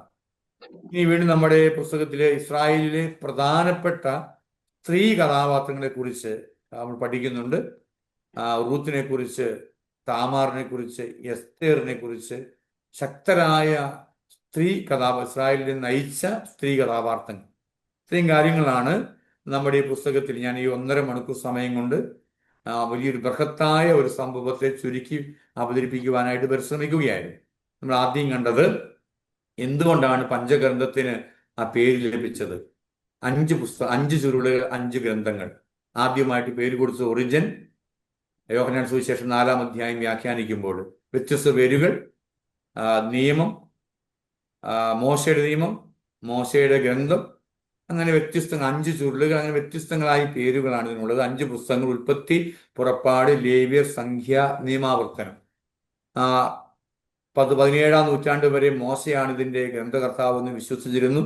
പിന്നീട് ദൈവത്തെ എലോഹിം എന്നും യാഹോ എന്നും വിളിക്കുന്നു. അത് പഞ്ചഗ്രന്ഥത്തിലുടനീളം അതുകൊണ്ട് പഠിക്കാനായിട്ട് ആരംഭിച്ചു. മാത്രമല്ല, മോശയാണ് എഴുതിയെങ്കിൽ എന്തുകൊണ്ട് വിവരങ്ങൾ വ്യത്യാസം? സൃഷ്ടി 2, ജലപ്രളയത്തെക്കുറിച്ചുള്ള വിവരണം 2, പല സംഖ്യകള്, ജോസഫിന് വിറ്റതിനെ കുറിച്ച് പറയുന്നു, പലർക്ക് വിറ്റതിനെ പറയുന്നു.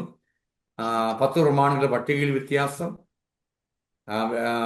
വീണ്ടും ഇസ്രായേലിനെ കാനാൻ ദേശം പെട്ടെന്ന് സ്വന്തമാക്കിയെന്നും വളരെ നാളുകൾക്ക് ശേഷം സ്വന്തമാക്കിയെന്നും പറയുന്നു. അബ്രാഹത്തിന്റെ ജീവിതത്തിൽ സംഭവിച്ച കാര്യങ്ങൾ ഇസ്ഹാക്കിന്റെ ജീവിതത്തിൽ സംഭവിക്കുന്നു.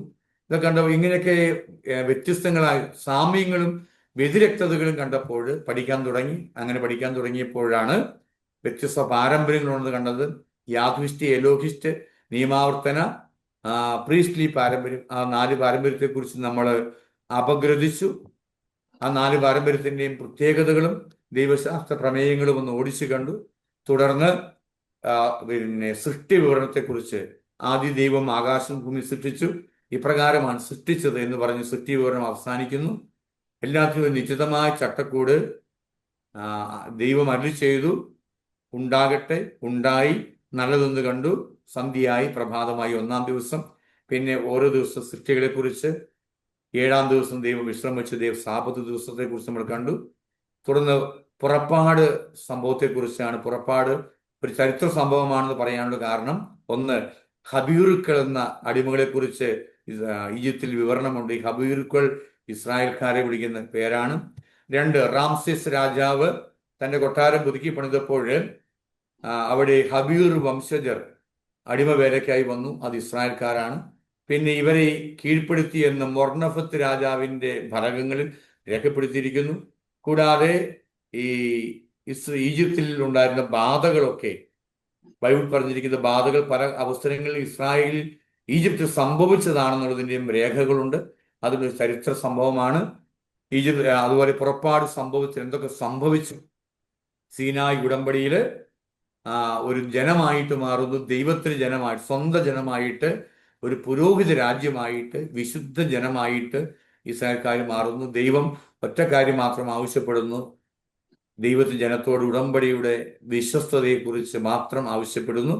പിന്നെ 10 പ്രമാണങ്ങൾ, ആദ്യത്തെ 3 ദൈവവുമായിട്ട് ദൈവത്തിന് കൊടുക്കേണ്ടത്, 4-ാമത്തേത് മാതാപിതാക്കൾക്ക്, തുറന്നുള്ളതെല്ലാം അരുതുകളാണ് എന്ന് നമ്മൾ കണ്ടു. പിന്നെ ഇസ്രായേൽക്കാരെ നിലനിന്നിരുന്ന ബലികളെക്കുറിച്ചും ആഘോഷങ്ങളെക്കുറിച്ചും, ആഴ്ചയിലുള്ള സാബത്ത്, മാസത്തിലുള്ള അമാവാസി, വർഷത്തിലൊരിക്കലുള്ള പെസഹ, അതുപോലെ സാബത്ത്,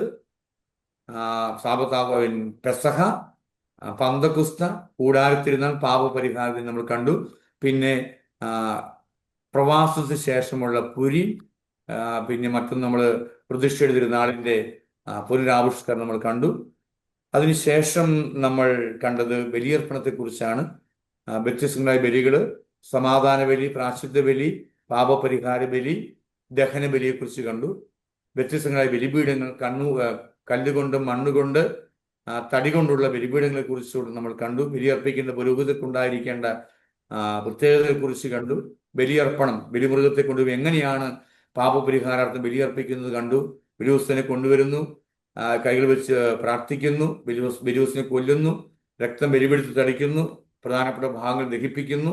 തുടർന്നുള്ളത് പുരോഹിതരും ബലിയർപ്പിക്കാൻ വന്നവർ ചേർന്ന് ഭക്ഷിക്കുന്നു. ഈ കാര്യത്തെക്കുറിച്ച് നമ്മൾ അപഗ്രഥിച്ചു. പിന്നെ പ്രധാനമായതിനു ശേഷം സാൽവേഷൻ ഹിസ്റ്ററിയെ കുറിച്ചുള്ള പഠനമായിരുന്നു. ബൈബിളിൽ 3 കാര്യങ്ങളാണ് നമ്മൾ പറഞ്ഞത്.